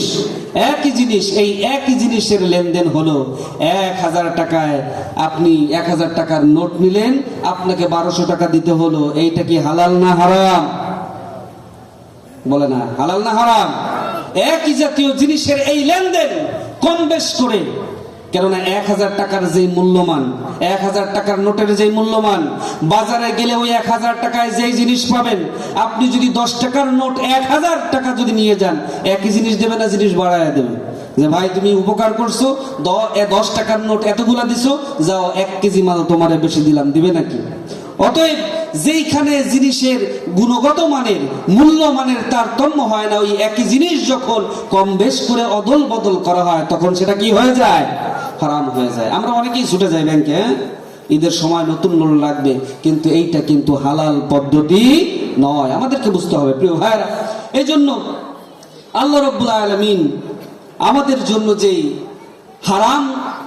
হারাম পদ্ধতি, হারাম উপার্জনকে আল্লাহ তাআলা নিষিদ্ধ করেছেন, তার মধ্যে অন্যতম একটা বড় জিনিস হলো, বড় হারাম হলো সুদ। যেহেতু এই এলাকার সন্তান, আমি এই এলাকা সম্পর্কে খবর জানি ভালো, এই জন্য আমার মতে এই এলাকার সব থেকে বড় সমস্যা আমার কাছে মনে হয় এই সুদি কারবার। কেননা এই সুদের সাথে জড়িত নাই এরকম মানুষ খুঁজে পাওয়া মুশকিল। সুদ হলো এমন একটা ব্যবস্থা, যেই ব্যবস্থা আল্লাহ এবং তার রাসূলের সাথে সরাসরি যুদ্ধ ঘোষণার নামান্তর। বলেন না নাউজুবিল্লাহ। আল্লাহ রাব্বুল আলামিন বলেন, فَإِن لَّمْ تَفْعَلُوا فَأْذَنُوا بِحَرْبٍ مِّنَ اللَّهِ وَرَسُولِهِ। আল্লাহ রাব্বুল আলামিন বলেন, জানার পরে, বোঝার পরেও যদি তোমরা সুদ থেকে যদি বিরত যদি না হও, তোমরা জানলে যে সুদটাকে হারাম করা হয়েছে, তোমরা জানো যে সুদি লেনদেন করা হারাম, সুদি লেনদেন করাকে আল্লাহ তাআলা নিষেধ করেছেন, এইটা জানার পরে, বোঝার পরেও যদি তোমরা সুদ থেকে যদি বিরত যদি না হও, আল্লাহ রাব্বুল আলামিন বলেন, ফাআযানু বিহারবিম মিনাল্লাহি ওয়া রাসূলি, তোমার এই কাজটা যেন আমি আল্লাহ এবং আমার রাসূলের বিরুদ্ধে সরাসরি যুদ্ধ ঘোষণা। নাউজুবিল্লাহ বলবেন না? হযরত আব্দুল্লাহ ইবনে আব্বাস রাদিয়াল্লাহু তাআলা আনহুমা এই আয়াতের ব্যাখ্যায় তিনি বলেন, আল্লাহ রাব্বুল আলামিন এই যে যুদ্ধ ঘোষণার কথা বলেছেন, এর বাস্তবিক প্রয়োগ হবে হাসরের ময়দানে। যারা সুদ খাইতো, যারা সুদি লেনদেন করত, আল্লাহ রাব্বুল আলামিন ফেরেশতাদেরকে বলবেন, যাও ওইগুলোর ধরো, ওইগুলোর পাকড়াও করো। ফেরেশতারা এসে তাদের হাতে একটা করে তলোয়ার দেবে, একটা করে ঢাল দেবে, আর বলবে যে যাও আজকের দিনে আল্লাহ তার রাসূলের বিরুদ্ধে যুদ্ধ করো। করা যাবে? কিয়ামতের ময়দানে আল্লাহর সাথে যুদ্ধ করে পারা যাবে? রাসূলের সাথে যুদ্ধ করে পারা যাবে? যাবে না। বরং যারাই এই কাজ করতে চাইবে, তারা কি সামনে অগ্রসর হতে পারবে নাকি? বলেন। তার মানে হলো এটা এমন একটা বিষয় হলো যে ওই কিয়ামতের ময়দানে যেই দিনের মালিকানা ওই রবের, মালিক ইয়াউমিদ্দিন, তার সাথে এমন এক বিরোধিতা, এমন এক বিদ্রোহ করা হলো যে যেইটার কোনো ক্ষমা নাই, যেইটার কোনো মাফ নাই, যেইটা একেবারে আপনার যাবতীয় সম্মানকে চূর্ণ বিচূর্ণ করে দেবে। আপনি একেবারে জাহান্নামের কীটে পরিণত হবেন। ঠিক কিনা বলেন? এইভাবে আল্লাহ তাআলা আপনাকে লাঞ্ছিত করবে, আপনি বঞ্চিত হবেন। এই সুদ, এইটা মানুষের ধ্বংস হওয়ার একটা মাধ্যম। আমরা দেখি যে সুদ যে খায় তার টাকার পরিমাণ বাড়ে, কেননা তার কাছে ছিল 100 টাকা, সে সুদ দেওয়ার কারণে মাস শেষে 120 টাকা সে পাচ্ছে, প্রতি মাসে 20 টাকা করে পায়। সম্পদ বাড়ে না কমে? বাড়ে না কমে? তার তহবিলে যা ছিল এই তহবিল বাড়ে না কমে? কিন্তু আল্লাহ রাব্বুল আলামিনের ঘোষণা ব্যতিক্রম। আল্লাহ রাব্বুল আলামিন বলেন, ইয়ামহাকুল্লাহুর রিবা ওয়া ইউরবিস সাদাকাত, আমি আল্লাহ রাব্বুল আলামিন সুদকে নিশ্চিহ্ন করে দেই, ধ্বংস করে দেই। আর যারা যাকাত দেয়, আল্লাহর পথে যারা খরচ করে, আমি আল্লাহ তাআলা সেটাকে বাড়ায়া দেই। সুবহানাল্লাহ। তাহলে আল্লাহ তাআলা সুদকে কি করেন? ধ্বংস করে দেন। এটা আল্লাহ তাআলার কথা। এজন্য আমরা দেখি যে যারা সুদের সাথে, হারাম উপার্জনের সাথে যারা নিজেদের সম্পৃক্ত করে, দেখা যায় যে এই লোকগুলো এমন কঠিন রোগে আক্রান্ত হয়, নিজের ওই সম্পদগুলো, নিজের ওই টাকাগুলো ব্যয় করতে করতে তার হাতে পাতে আর কিছু থাকে না, ভিক্ষার ঝুলি নিয়ে তাকে বের হতে হয়। ঠিক কিনা বলেন? হ্যাঁ, এই অবস্থা তাদের হয়। এই জন্য যেই ব্যক্তি সুদ, ঘুষ, হারাম উপার্জনের সাথে নিজের সম্পর্ক তৈরি করেছে, এই ব্যক্তি সে নিজের ধ্বংস নিজেই ডেকে আনছে। ঠিক কিনা বলেন? নিজের পায়ে কুড়াল সে নিজেই মেরেছে। শুধু তাই নয়, বরং এই হারাম উপার্জনের এই মাধ্যমে সুদ তার ভবিষ্যৎটাকেও নষ্ট করে দেয়। তার সন্তান সন্ততি যারা থাকে, এগুলো মানুষ হয় না, এগুলো পিতামাতার বাধ্যগত সন্তান হয় না। তার ওই হারাম উপার্জনের কারণে দেখা যায় তার এই সন্তান মানুষের মতো মানুষ না হয়ে অমানুষ হয়ে যায়। ঠিক কিনা বলেন? এই জন্য আমরা দেখি যে যারা বেশি ঘুষ খায়, সরকারি কর্মকর্তা যারা ঘুষের সাথে নিজেদের সম্পর্ক তৈরি করে, দেখা যায় যে ওই মানুষগুলোর ছেলে মেয়ে হয় প্রতিবন্ধী, ওই মানুষগুলোর ছেলে মেয়ে এমন হয় মদখোর, বাবাখোর। আমরা তো ঐশীর কথা এখনো ভুলি নাই। ঠিক কিনা বলেন? হ্যাঁ, পুলিশ সুপারের মেয়ে ঐশী, যে ইয়াবা খোর হওয়ার কারণে নিজ হাতেই পিতা এবং মাতা, বাবা এবং মাকে জবাই করে হত্যা করেছে। এখন নজির এমন ঘটনা আমাদের দেশে আছে না নাই? খোঁজ নিলে হয়তো দেখা যাবে যে তার ওই সরকারি চাকুরিজীবী বাবা হয়তো হারামের সাথে তার সম্পর্ক করেছিল, হয়তো সুদের টাকায়, ঘুষের টাকায় সে তার অট্টালিকা করেছিল। ঠিক কিনা বলেন?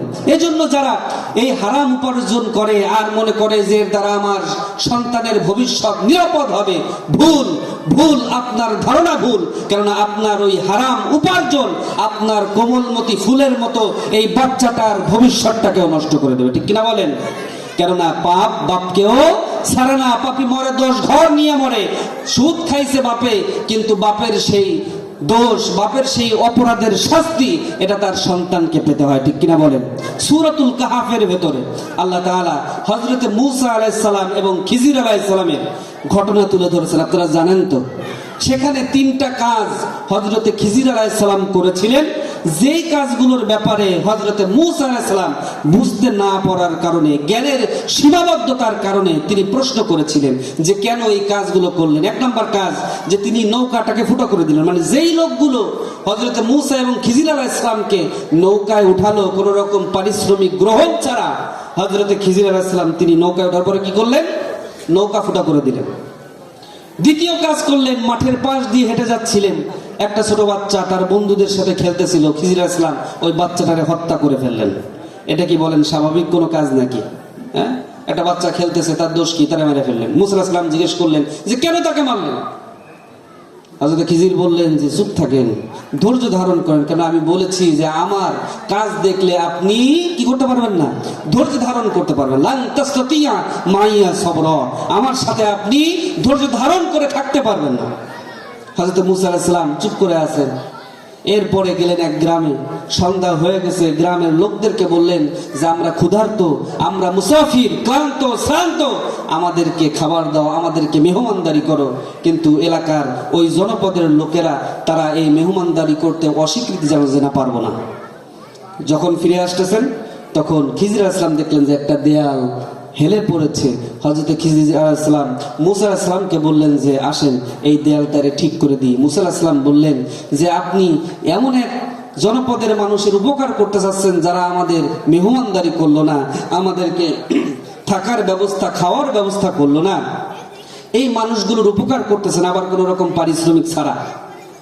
এই যে শেষ বা দ্বিতীয় যে ঘটনাটা ঘটলো, হযরত খিজির আলাইহিস সালামের কাছ থেকে মূসা আলাইহিস সালাম যখন বিদায় নিচ্ছেন, হযরত খিজির আলাইহিস সালাম মূসা আলাইহিস সালামকে ডাক দিয়ে বললেন যে তাহলে এই 3টা ঘটনার ব্যাখ্যা শুনে যান। 1 নম্বরে, আমি ওই যে নৌকা ফুটো করছিলাম এর কারণ হলো যে এই যেই এলাকার নৌকা, এটা ওই এলাকায় একজন অত্যাচারী শাসক রয়েছে, যে ভালো নৌকা পাইলেই ছিনায় নেয়, জবরদখল করে, ছিনতাই করে। এই জন্য আমি নৌকায় একটা ছিদ্র করে একটা খুঁত তৈরি করে দিলাম, যাতে করে এই এতিম বালকের, এই অসহায় বালকের এই নৌকাটা যেন না নিয়ে যায়। তাহলে কাজ কি ভালো করছে না খারাপ করছে? ভালো কাজ করছে।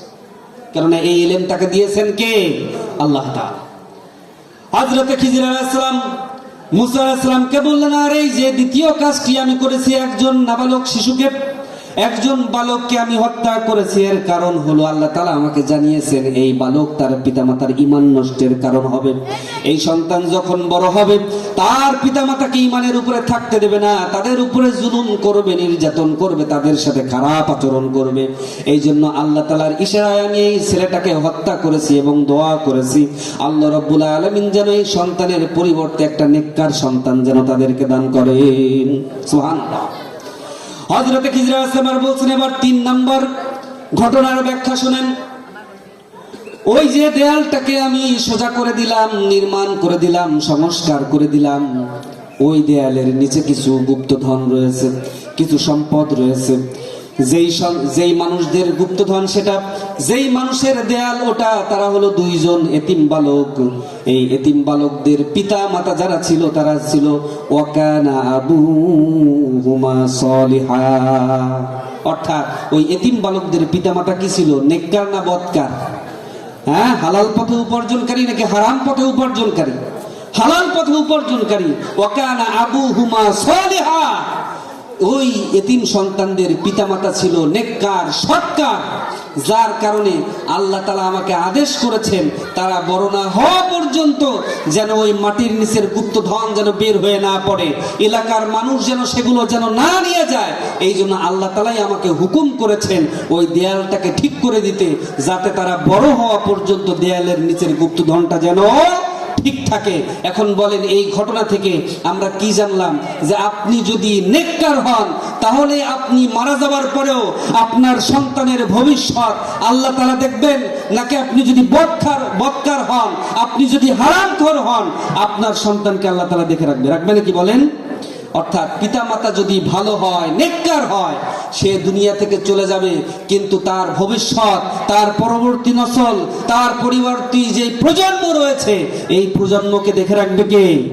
আল্লাহ তাআলা। কিন্তু আপনি হারাম উপার্জনের মাধ্যমে সন্তানের জন্য ব্যাংক ব্যালেন্স করবেন, হালাল হারাম বাজ বিচার করবেন না, মনে করবেন যে আমার মৃত্যুর পরে সন্তানের কি হবে, আপনার ওই রেখে যাওয়া কোটি কোটি সম্পদই বরং আপনার সন্তানের সর্বনাশ ডেকে নিয়ে আসবে। ঠিক কিনা বলেন? কেননা আল্লাহ তাআলা তখন আর তার অভিভাবক হবেন না, আল্লাহ তাআলা তখন আর তার ভবিষ্যৎ রক্ষা করবেন না, যার কারণে দেখা যায় আপনার রেখে যাওয়া ওই হারাম সম্পদকে আপনার সন্তানও ঠিক একইভাবে হারাম পন্থায় জুয়া খেলে, মদ খেয়ে, গাঁজা খেয়ে, ইয়াবা খেয়ে অথবা নারীবাজি করে সে সমস্ত সম্পদকে শেষ করবে। ঠিক কিনা বলেন?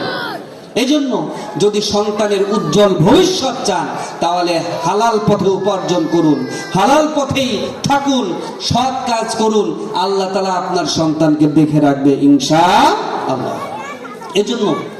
এজন্য এই হারামের সাথে আমাদের সম্পর্ক গড়া যাবে, আমাদের সম্পর্ক গড়তে হবে হালালের সাথে। প্রিয় ভাইরা, তো কোনো হারামই কিন্তু আমাদের জন্য ছোট নয়, বরং প্রত্যেক হারামই আমাদের জন্য ক্ষতি ডেকে নিয়ে আসে।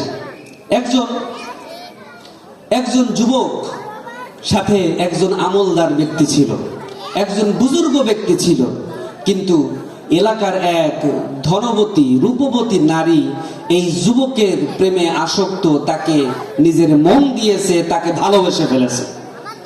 কিন্তু যুবক আল্লাহওয়ালা আমলদার ব্যক্তি, যার ভেতরে আমল রয়েছে, কিন্তু দুঃখের কথা হলো এলেম নাই। কি নাই? এলেম নাই। এজন্য এলেম ছাড়া আমল অনেক সময় ভয়ের কারণ হয়। ঠিক কিনা বলেন? আল্লাহর হাবিব বলেন যে একজন আলেমকে শয়তান যতটা ভয় করে, একজন বেএলেম আমলদার নয়, বরং 1000 বেএলেম আমলদারকেও তত বেশি ভয় করে না।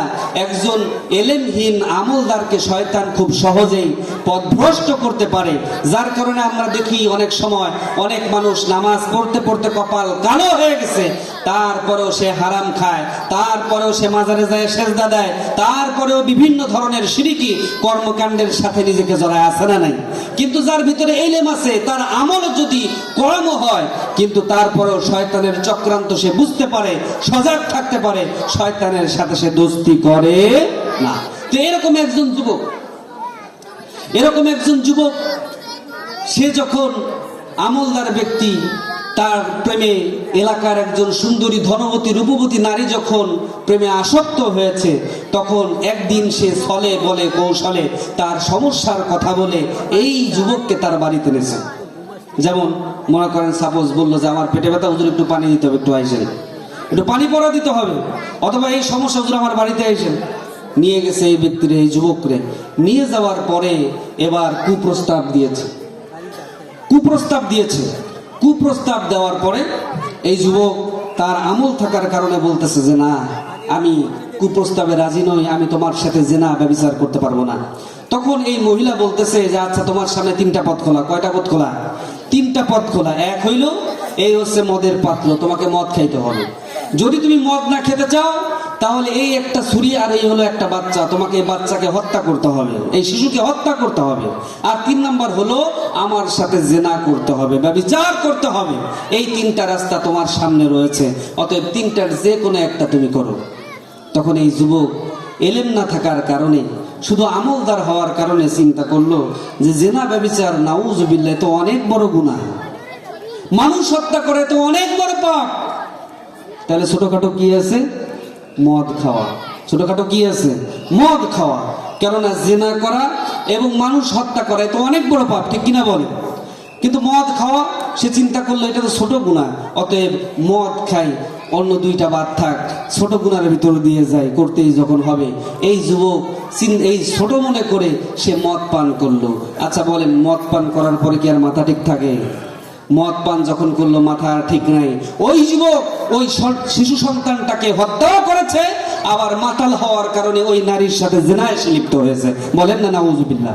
এইভাবে আমরা অনেক সময় মনে করি আমার এই পাপটা তো ছোট, এই হারামটা তো ছোট, অতএব এইটা করলে সমস্যা নাই।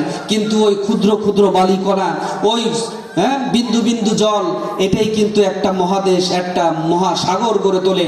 আপনার ওই ছোট ছোট গুনাহ, হারামের প্রতি আসক্তি আল্লাহ তাআলা থেকে আপনাকে ধীরে ধীরে দূরে সরায় দেয়, ঠিক কিনা বলেন? এই জন্য কোনো গুনাহকে ছোটই মনে করা যাবে না, বরং প্রত্যেকটা গুনাহ, প্রত্যেকটা হারামি আমাদের জন্য মারাত্মক, আমাদের জন্য মিসাইল, আমাদের জন্য অ্যাটম বোমা। অতএব তা থেকে আমাদেরকে সতর্ক থাকতে হবে। সম্মানিত উপস্থিতি, প্রধান মেহমান চলে আসছেন, এজন্য আমি আর কথা বাড়াবো না, আমার কথাকে এখানেই আমি শেষ করছি। কিন্তু শেষ করার আগে মূল যে মেসেজটি আপনাদেরকে দিতে চাই সেটি হলো, ইমানদার ব্যক্তি কখনো হারাম খেতে পারে? এই ব্যাপারে কি সকলে আমরা একমত? অতএব আমরা আজকে আল্লাহ তাআলার কাছে এই শপথ করতে পারি, এই অঙ্গীকার করতে পারি যে আল্লাহ, আমার জীবনে যে হারাম উপার্জন রয়েছে, হারাম উপার্জনের যে পথ পদ্ধতি রয়েছে, আমার ঈমান থাকতে, আমার আমলগুলোকে তোমার কাছে কবুল করাতে, যাবতীয় হারাম থেকে আমি তোমার কাছে তওবা করছি, তোমার কাছে ইস্তেগফার করছি, এটা বলতে পারি? তওবা করতে পারি? অতএব আল্লাহ তাআলার কাছে আমরা এই ইস্তেগফার করছি, আল্লাহ রাব্বুল আলামিন সমস্ত হারাম থেকে আমাদেরকে ফিরে থাকার তৌফিক দান করুন। সকলে বলি আমিন। ওয়া আখির দাওয়ানা আলহামদুলিল্লাহি রাব্বিল আলামিন। আসসালামু আলাইকুম ওয়া রাহমাতুল্লাহি ওয়া বারাকাতুহু। আলহামদুলিল্লাহ, আমাদের অত্র এলাকার সন্তান আমরা অনেকেই চিনি। আলহামদুলিল্লাহ, হাফেজ মাওলানা আব্দুর রহমান সাহিব সাহেব খুব সুন্দর কোরআন ও হাদিসের আলোকে অত্যন্ত গুরুত্বপূর্ণ আলোচনা রেখেছেন। আমরা সকলেই বলি আলহামদুলিল্লাহ। তো আলহামদুলিল্লাহ, আমাদের মাঝে আজকের ওয়াজ মাহফিলের প্রধান আকর্ষণ, প্রধান মেহমান উপস্থিত হয়েছেন। আলহামদুলিল্লাহ, তো তার আলোচনার আগে একটি আমরা হামদে বাড়ি তালা শুনব। আলহামদুলিল্লাহ, যেহেতু রাত হয়ে গেছে, এখন আমাদের মাঝে মূল্যবান নসিহত পেশ করবেন আজকের ওয়াজ মাহফিলের প্রধান অতিথি ও প্রধান বক্তা জনাব হাফেজ হযরত মাওলানা মুফতি Abul Hasan Hamidi, principal, inspire foundation academy, Rupsa, Khulna. আমি হযরতকে তার মূল্যবান নসিহত পেশ করার জন্য বিনীতভাবে অনুরোধ করছি। আসসালামু আলাইকুম ওয়া রাহমাতুল্লাহি ওয়া বারাকাতুহু। ইকো রিমুভ যেখানে যা আছে সব